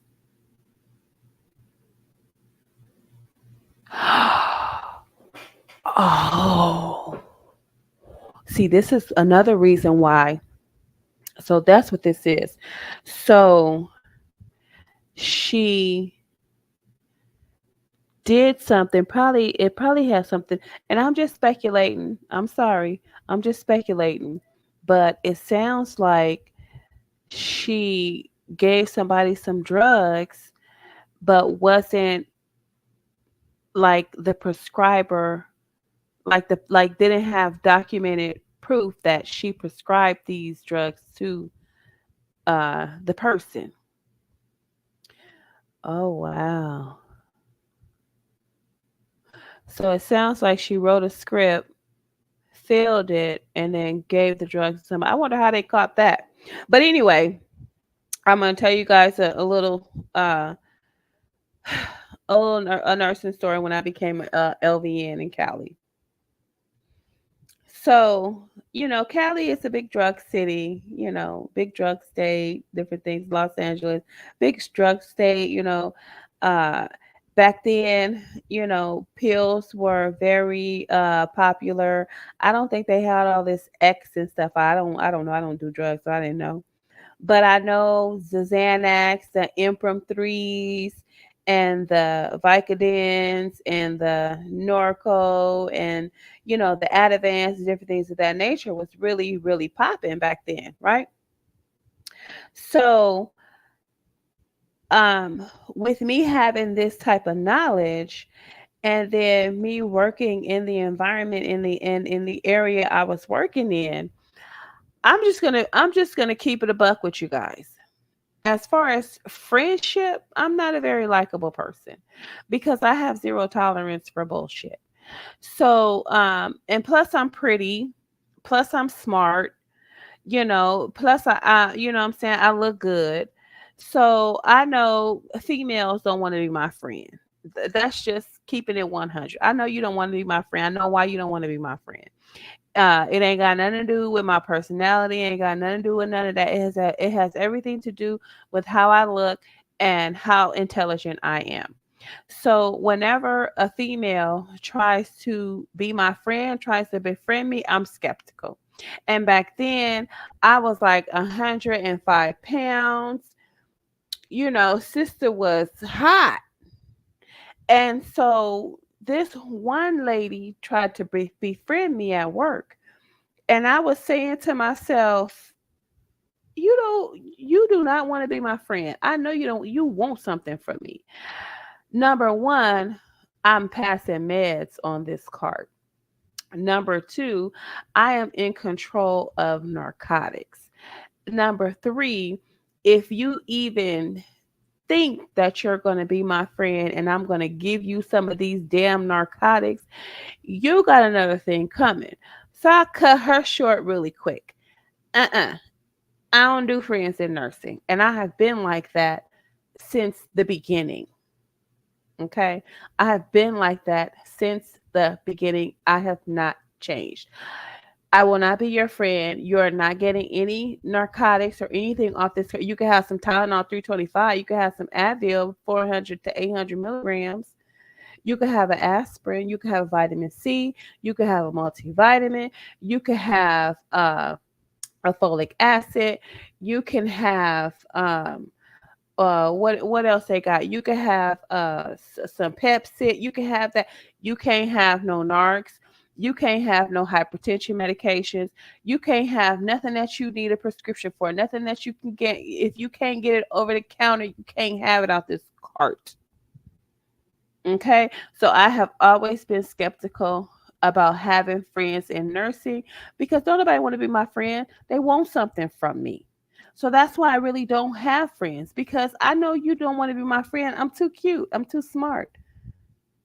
Right? I look too good. You don't want to be my friend. You don't want me hanging around you. I'm gonna get all the attention. So why do you want to be my friend again? Because you want something from me. And what do I have right at this point in time at my fingertips that you could possibly get from me? Some medications off this cart. You ain't getting shit. Move along. Move along. It's a no for me. So let's see. Mm-hmm. Agreement for reprimand and continuing education for violation of NRS, unprofessional conduct, and NAC failing to report significant changes to appropriate persons. That's your DON. That's your DON. There's no reason why a registered nurse or an LPN should be having their license reported to the State Board of Nursing for not reporting significant changes to appropriate persons. This means that the Director of Nursing did not set expectation for the nurses that were under her direction, provided no direction to this nurse. That should be something that's done in orientation. That should be something that's highly encouraged. When you are a director of nursing and you hire nurses up under your wing, that means you're saying that you're going to do everything in your power to help them on the floor, to grow them as a nurse, especially if they're a new nurse, or to enhance the present nursing skills that they have, or make an assessment of the nursing skills to see where they need growth and help them. These DONs ain't doing nothing for y'all. Uh, mm, you out here on your own, and they just want to be your friends and take you out and have drinks, but they don't want to give you nothing to enhance your your professional license, nothing to enhance your career. They want to take you out and they want to see what you look like in a tight pair of jeans, or they want to see what you look like in a bikini or some shit like that. Mm-mm. Mm-mm. Only thing you gonna see me in is a uniform, and if you happen to see me out on the street, that's the only time you gonna see me in plain clothes. Or if I'm coming to a meeting and I'm not working, that's it. Not at all.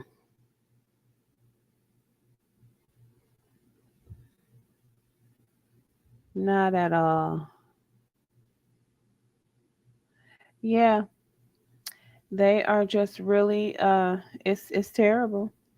But anyway, I'm going to bed. I'm tired, and this is all I have for you guys. Those were the videos. So I will see you guys again. Um, I don't know if I'm going to talk about nursing. I might, but there was a couple of other things that I wanted to um, review with my subscribers and those who watch my videos. So I will see you guys next time in my next video, and I hope you all find peace, love, and serenity. And thank you once again.